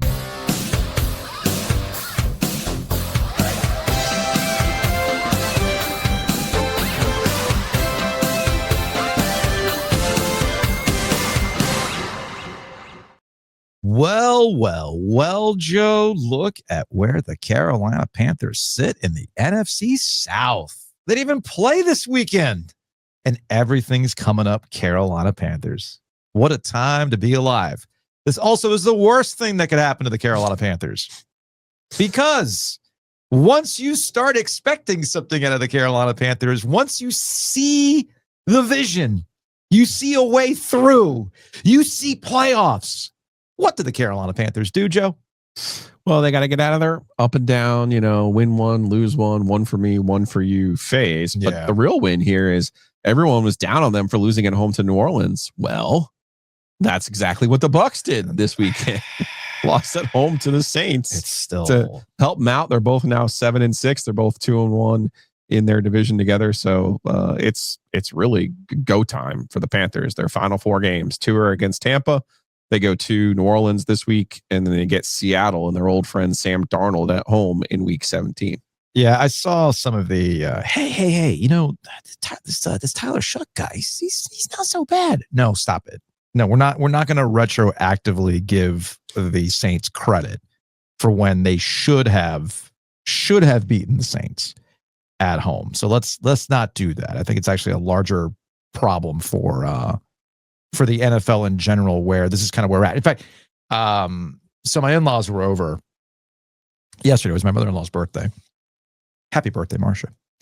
And, I was sitting on the couch with my father-in-law, Brian, and we're just guys being dudes while the Green Bay Chicago game was on. He's a big Green Bay Packers guy. I know. It had a lot to do with the time in which he grew up. Okay. And where the Packers were. Okay. And then, of course, he was a big Brett Favre apologist as well. So that also kind of dialed it in for my father-in-law. So we're watching Green Bay in Chicago, and I said to him, I'm like, I'm just having a really hard time putting my arms around the NFL this season. And I couldn't quite pinpoint why. I think some of it has to do with the recycled storylines. For instance, Buffalo and Cincinnati that is what you want with football, man. The majestic views of football being played in the snow and Josh Allen getting the thing done, right? But what does that really tell me? Cincinnati blew a lead. You got some Josh Allen heroics. Cool. Can we just do this in the postseason and see what's up? Right? He keeps up with the Eagles because of where they grew up. And a lot of the family keeps up with the Eagles. But the Eagles are just exhausting to talk about now too, right? Like, how many different ways can we talk about Nick Sirianni, the offense and the drama and everything else? So we're kind of over that conversation. And everywhere else is just kind of like you've been waiting for the wheels to fall off. Some of these teams. Are they paper tigers, right? Hey, Indianapolis, you had a good run. Daniel Jones out for the season. That was tough to watch. That's a wrap, right? With New England, maybe. I don't know. They could be a byproduct of their schedule. But you could say that about a lot of teams that don't go out there and follow through on the byproduct of their schedule. So I give them a lot of credit. And of course, now we're contorting ourselves with the Kansas City Chiefs discourse. Like Ryan Clark has set the football world on fire by tweeting out something to the effect of, actually Patrick Mahomes is underrated because they're going through it right now. Their defense isn't what it was. Their playmakers are getting older. Yeah, Patrick Mahomes is having an okay season. He himself statistically is having an okay season. But he's clearly not the MVP. You're making a face. Why are you making a face? Oh, it's because of that. You still haven't taken that out of the bag, the Tyreek Hill. We got to frame that thing. If only they had the cheetah. Which version of the cheetah? If only. Which version of the cheetah are we talking about, though, Joe? Which version are we talking about? If only. Not this one. Certainly not this one. So you see what I'm getting at? Yeah. There's a lot of I cannot take teams that are quarterbacked by Sam Darnold too seriously. You see what I'm getting at? Sure. So it's been kind of a weird season, and the Carolina Panthers have been this roller coaster where I've given up trying to figure them out. That's kind of where we're at with the NFL. But all that aside, if it's to wrap this all up, if it's going to be a dumb kind of season, why not the Carolina Panthers? If we live in a world where the Duke Blue Devils at 7-5 can win the ACC championship, why can't the Panthers, who lose to teams they shouldn't lose and beat teams they shouldn't beat, why not have them win the division this year? That'd be pretty incredible and kind of on brand for the football. But it's a long week. I'm sure there'll be plenty more to discuss as it relates to the Carolina Panthers. Speaking of the other pro sports team in the state of North Carolina, it starts with the Carolina Hurricanes. They got embarrassed last night by the San Jose Sharks. Let's go back to the OG Sports phone, shall we? Because the goaltending discourse has hit fever pitch. 919-444-2211. Call the OG Sports phone and curse or don't. All right, let's go to a 336. Hey, guys. I love you. Hold up. That's going to so get us flagged listening to the Beatles Get Back. Of all the bands to be playing in the background while calling the sports phone. He said, "Get back, JoJo." I get that, but you're playing the Beatles in the background. YouTube is going to flag our All ass. right. Of all the bands in existence, the one that is the harshest is Are the they? Beatles. Oh, yeah. Oh, yeah. Not Metallica? Paul McCartney's going to get his damn YouTube money. Thank you very much. Anyway, this call continues. So tonight I was like, please don't play Anderson. Please. Let's put Kochikov in net. And then Kochikov is just so freaking robotic. It's just like, hello, please. Just get some fluid movement. I mean, guys, look over there. You see Bussy? You see him? He's our number one, isn't he? Hey, love you all. I will talk to you at a later date.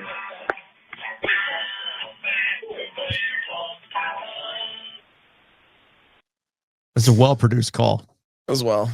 Very, very well-produced call. I got to admit, into the game last night, there for AP. So I'm there on Thursday. They played like shit against Toronto. Yes. And Anderson was not good. First shot Freddie, as they like to say. Then they played Nashville, and I was like, oh, hey, look. It was like 6-0 in the first 3 seconds of the game. And I was like, there's the response we all kind of expected in the second period against Toronto. Like, that's usually how Rod's teams play. They were just embarrassed yesterday by a San Jose team, fair enough. Super young. Macklin Celebrini, as I mentioned at the beginning of this podcast, is a superstar already at 19 years old. Yeah. But the puck possession, the flow of the game, none of that was controlled by the Carolina Hurricanes in a way that you would expect it. And with the 2005-6 team being in the building up in their suite, in a pre-celebration, if you will, for Tuesday's festivities, I know that Rod Brind'Amour was embarrassed by the way that the team played. I know that he was. Yeah, the comments after the game from him and Jordan Stahl were illuminating. I think Jordan Stahl, I'm paraphrasing here, has talked about not having spark throughout. Yeah, they were just kind of listless. Yeah, and that happens throughout the course of a season. I mean, it's a long season. We talked about this. Speaking of Luke, we talked about this last week. And he straight up said, nobody wants to admit this, but these guys do pace themselves. Now, sure, you can't pace yourself and then embarrass yourself in the same time, which is what happened on Sunday. But yeah, but they're a process team. Speaking of seeing Peter Laviolette last night, I know. who was right there with John Wooden in process versus results. It's about the process. Rod is about the process.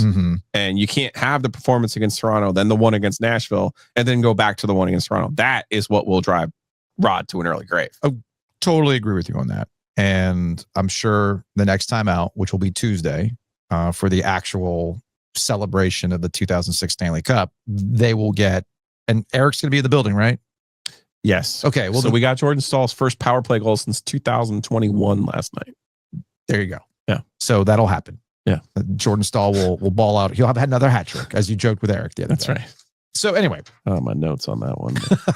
I had some good notes going last night. What I find more fascinating is we've reached the goaltending. Yeah. We've reached code red on the goaltending conversation. And initially it was oh man, Freddie's trash, get him out of here. We've seen how far Freddie can take you, and everybody's riding the bussy thing now. And you're thinking, okay, Kochetkov has, hey, look at their records with these two guys and Kochetkov being back. You're noticing, maybe it isn't just Freddie, so to speak. But let's go to another sports phone call to kind of keep this conversation going. Good morning, gentlemen. 910 calling in about the Hurricanes goaltending situation. Listen, Tulski's a genius. There's no doubt about that. And he is picking up the baton from Don Waddell of the whole goaltender just ideology of we don't need a great goaltender, we have great defense. And look at it. I mean, Nedeljkovic and Peter Mrazek and all these other goaltenders that we put in there are made to look great, and then they move on and putter out because they just don't have that elite defense in front of them.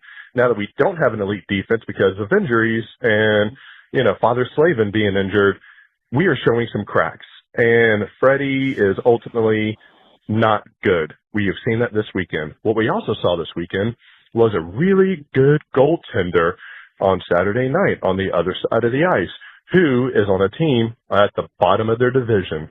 Listen, we could make a trade for an elite goaltender with all the cap space and all of the assets that we have and actually see if this one works.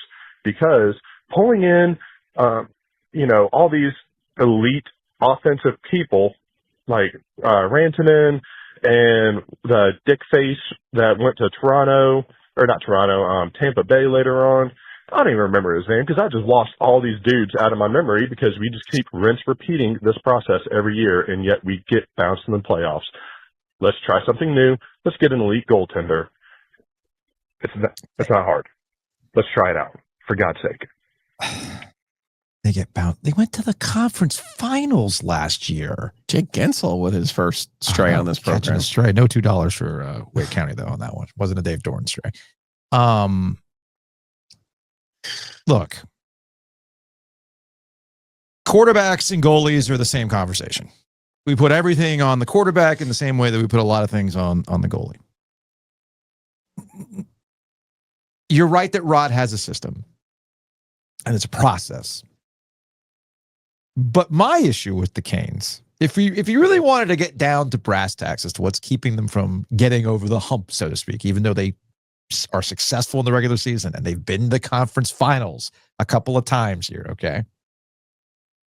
It's that Rod openly lusts for other talent. And I would ask him, and maybe one day we will, not in the course of the regular season, maybe it's one of these off-season conversations. Let's say you did have Connor McDavid. Let's say you did have, who's the other guy that he's wistful for? Celebrini, Draisaitl. Right? Draisaitl. Thank you. I couldn't remember the other guy. He was like lust, like he was just all like, oh my God. I mean, these are like the greatest guys to do it. What would you do with them? Would you make them adhere to the same stuff you make Rantanen adhere to, that you make Ehlers adhere to, that you make Svechnikov adhere to? Like, we hear about depth scoring. You know what I hear when I hear depth scoring? I hear our top end guys are not playing like top end guys. It's great that Jordan Stahl scores. And we'll give you a clutch goal here. It's great that Martin Nook finds the back of the net. That is not how you get over, though. I'm sorry, that's not how you get over. So the question then becomes, why is it that your tippy top guys can't get to that tippy top level? There's only one or two of these guys in the league every year. Not every team gets to be blessed with a Connor McDavid. You see what I'm saying? Mm-hmm. And even when you got the tippy top talent, did Edmonton win the last two times? No. No. Who won? Florida.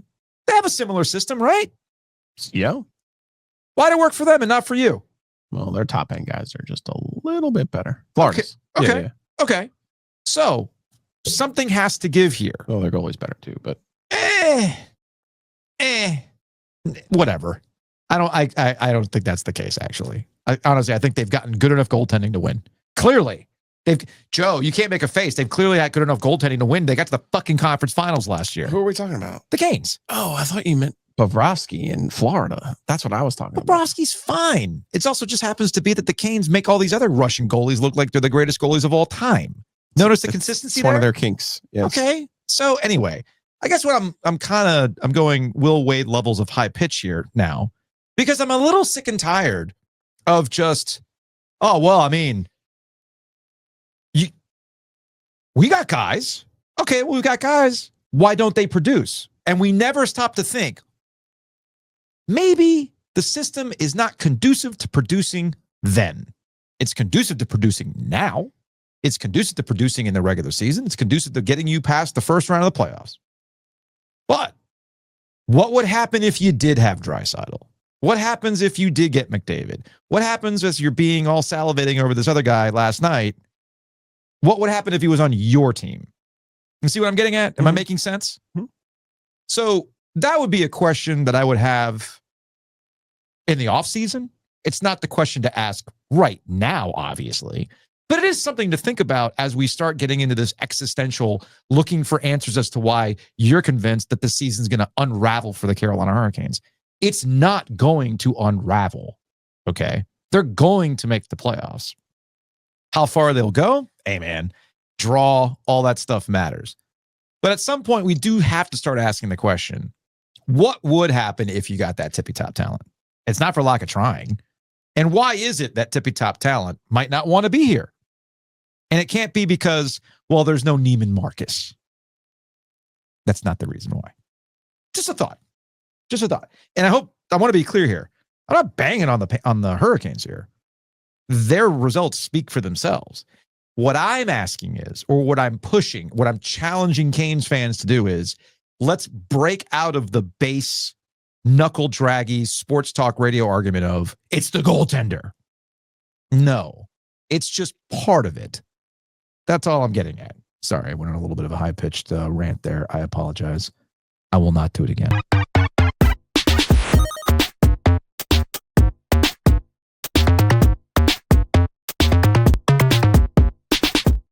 Starting to lose Joe over here. You might want to say that was a hostile takeover. You're right. You're right. Actually, that was a hockey break. We'll get to Blue and Blinds here in a second. I'm not even following my own protocol, my own system.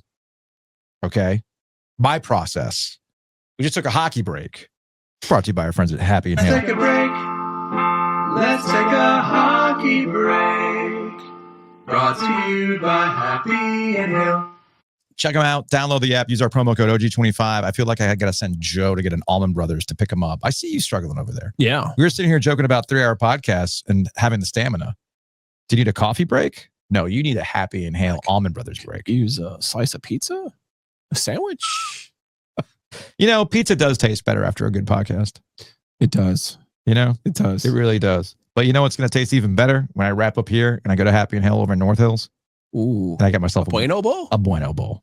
Love a Bueno It's going Bowl. to taste fantastic. So again, check them out online. Use that promo code OG25. You'll save 25% off your first order with Happy You get crazy and Hale. with the dressing, or you just go with the... I mix it in. I get the cilantro one that comes with it. Okay. And I mix it in. I'm a vinaigrette type of guy. Okay. That makes sense. I feel like I get basic with their... I got you. I actually just go with what they tell me.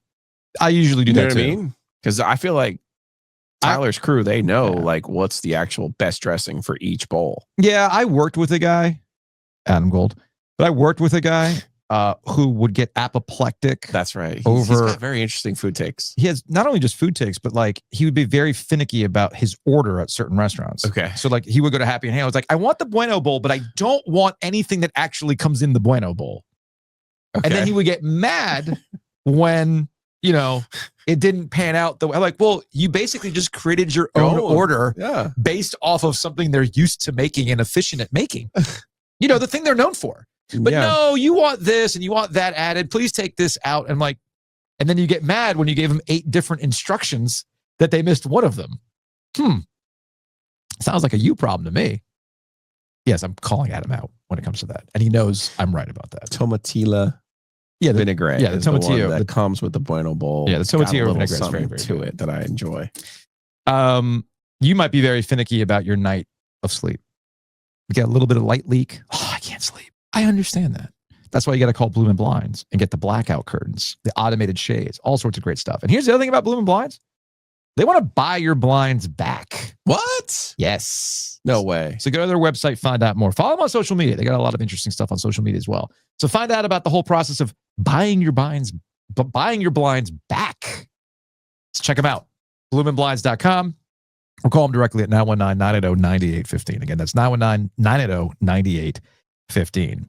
Big thanks to our friends at Longleaf Swine. You can check them out online at longleafswine.com. You get OG Light at Longleaf Swine. It's part of their specials again. So that's good to see. And they got their holiday menu and all sorts of other goodies. Like I've said, you got family in town, got to get them out of the house. They take them to Longleaf. They posted on the socials about a lamb shank. Oh, yeah. Yeah.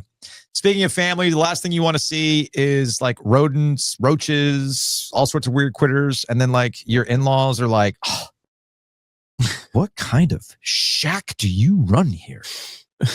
You don't want that, Gil. You don't want that. So what you do is you contact Bugs Bite with the roaches. Yeah. Contact Bugs Bite. Like, I was in the bathroom and I saw a roach. It happens. Tell me you didn't grow up in South Florida without telling me you didn't grow up in South Florida. Oh, there was a lizard too? Wow. Anyway, but you don't want that. You don't want the shame. No. Of your in-laws going. You don't need to. How disgusting. Bugsbite.com. Check out our guy. Do you even get quarterly pest service? Well, yeah. Contact our guys. Bugsbite.com, Mosquito Authority, and Pest Authority.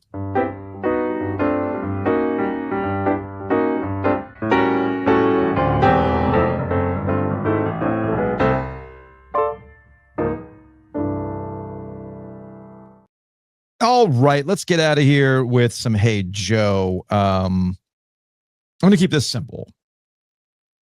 These are Duke fans.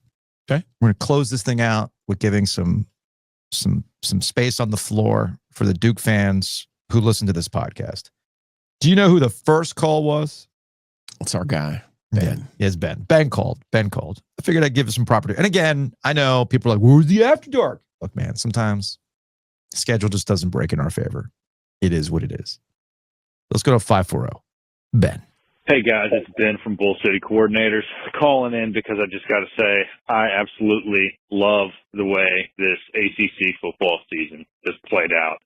Duke winning the ACC championship, not going to the college football playoff, getting in 7-5, 6-2 conference record, and just wrecking things. It's amazing, and I love it. It's just fantastic, the absurdity of it.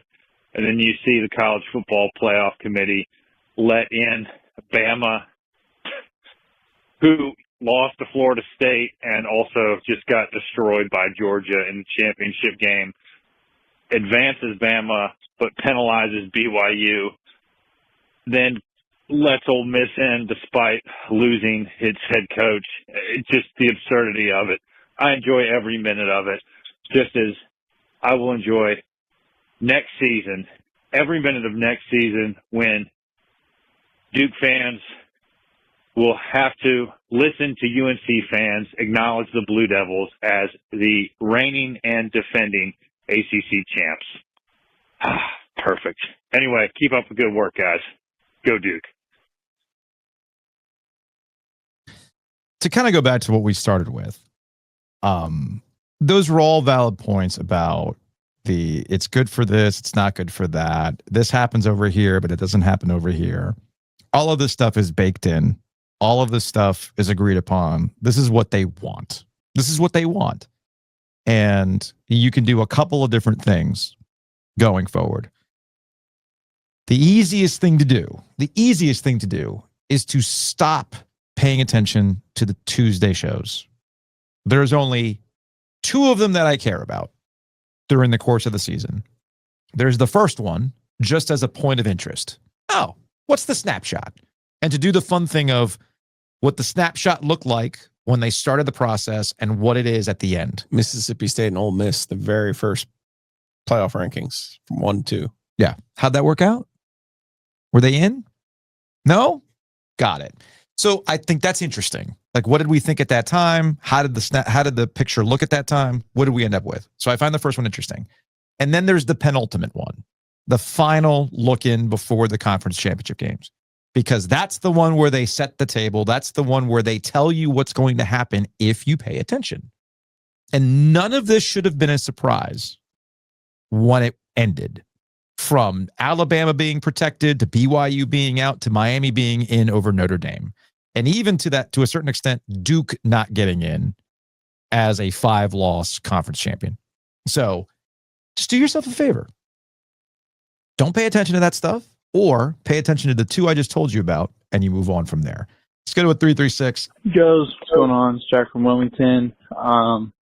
Just got up and confirmed that Duke winning the ACC championship game was not a dream. So that's pretty awesome. When I was a kid and I was a Duke football fan, there wasn't a ton to cheer about. But when I was 13 and I heard Coach Cut give the Duke football, hell yes is Duke football locker room speech, that locked me in as a real one who was there for the ups and the many downs. And yeah, it's just cool that this year we beat State, we beat Wake, we beat Carolina, and we topped it off with a trip to the ACC championship game and a win in the ACC championship game. Wow, really, you got to give it up for the senior class who has won more games than almost anybody in the conference in the past 4 years outside of Clemson. And yeah, I know we aren't making the college football playoff. Really stinks because after watching JMU play Troy, I thought that JMU just kind of isn't really good. But take what I can get. Man, if this is triangle good, then sign me up for next year too. Yeah. Go Blue Devils. Go Manny. Got one done before Miami. Love to see it. And yeah, talk to y'all later. Would you rather be Miami in the college football playoff, or would you rather be Miami and actually, like, I don't know, win the conference for once? Yeah, I think they owe Manny Diaz. I think by Duke winning and Virginia losing, I do think that opened the door for Miami. Oh, it did. Yeah. No, it absolutely did. Yeah. Look, the ACC was getting a team one way or the other. They were not going to leave the ACC out. Yes. Period. I agree. Period. Because that's the politics of it all. Yeah, that goes back to 23 when they did leave the ACC. Mm-hmm. So that's not happening again. It was just a matter of who was going to be, Virginia or Miami. Both were not getting in. There could have been a scenario, by the way, and actually it gets back to what I said earlier with Manny Diaz talking about, well, look at JMU and look at us. Like, I get that you have to say that. I get what you're doing. I get the politics of it all. I'd be more willing to hear that argument if you had not lost to UConn. I would have been more willing to hear that argument. Once you get to 5 losses, and one of those losses was to that UConn team, then you start to lose the benefit of the doubt. Losing to Tulane on the road, hey, man. Good. Hey, I'm glad you did it. Glad you went there. Came up short. It is what it is. Losing to Illinois in the fashion that you did early in the season, okay, you can look past that. It's a power four opponent from the Big Ten. You can kind of look past that. Losing to Georgia Tech, all right, I get that. That's another, conference thing. Whatever. You lose me when you lose to UConn. Being very agreeable right now. I'm trying to do my best, Joe. I'm doing my best. Let's get, because you can spin it any way you want. Sure. I mean, hell, I could have spun it for Duke to get in, right? Hey, look, you beat Virginia in a conference championship game. NC State beat Virginia. You beat NC State. It's also, they beat Georgia Tech. Like, there's all sorts of ways you could spin it if you really wanted it to. But again, you lose too many times. At that point, you take yourself out of it. All right. Finally, an 828. Hey guys, Jake the Duke fan. ACC championship. Positive vibes version of my call after the call I just left. Hey, shout outs are all due. Darian Mensah. Shout out Darian Mensah. Shout out Jeremiah Hazley. Shout out Nate Shepard. Shout out Anderson Castle. Shout out Luke Mergott with the game-winning interception on a very bizarre trick play call by Tony Elliott, who at one point thought he was too good for the Duke job. Shout out to Luke Mergott. Shout out to Manny Diaz. Shout out to Nina King. Shout out to my GOAT, the coach who was there, the coach when I was at Duke, David Cutcliffe. He set the foundation for all of this. Duke football 2025 ACC champions. The first time since 1989 and the first time outright since 1962. Those guys fought, bled, sweat, tears, everything for this program. Little old Duke football, who was the butt of jokes for decades. We just won the ACC. Carolina, State, Wake, none of y'all have done that in recent memory that I know of. We just did. We played by the rules. We got to the final game, and we won. Shout out to my guys. So proud of Duke football. We're going to build from this. Whatever happens next to the ACC, whatever happens, we're going to be there. Duke football, respect us, DDMF, Duke gang, let's go. Happy for the Duke fans and the podcast audience, man. I know you died a little bit inside there, Joe. We've said, hey, man, you win, you get to talk. We've said one too many good things about Duke University today. That's a lot. It's a lot for me to process. Would you say today was a Jimmy V day? Close. You laughed, you cried. You have a full day. Gave Duke props. We're trying. Growth. Trying. Anyway, that's going to wrap it up for today's show. Didn't go 3 hours. Almost made it to 2. We did have a lot to get into today. Yeah, I'm interested now in this bowl. I know we have a lot to get into this week. Mm-hmm. Add it to your card, though, that Wake Forest, speaking of fan bases that sometimes I like to fight with. Yeah. My Deeks. They whined their way and bought their way out of a game against Ole Miss this year. They did. So slight irony that they end up in a bowl game with 5-7 Mississippi State, a Mississippi State team that went 1-7. I got news for you, Jake Dicker. You're on my list for good things this year because you exceeded all of my expectations. Okay. Do not fucking lose to a 1-7 SEC team in a bowl game. Please. They don't matter, man. Please. They don't matter. Just don't gamble on it. All right. We'll see you all tomorrow.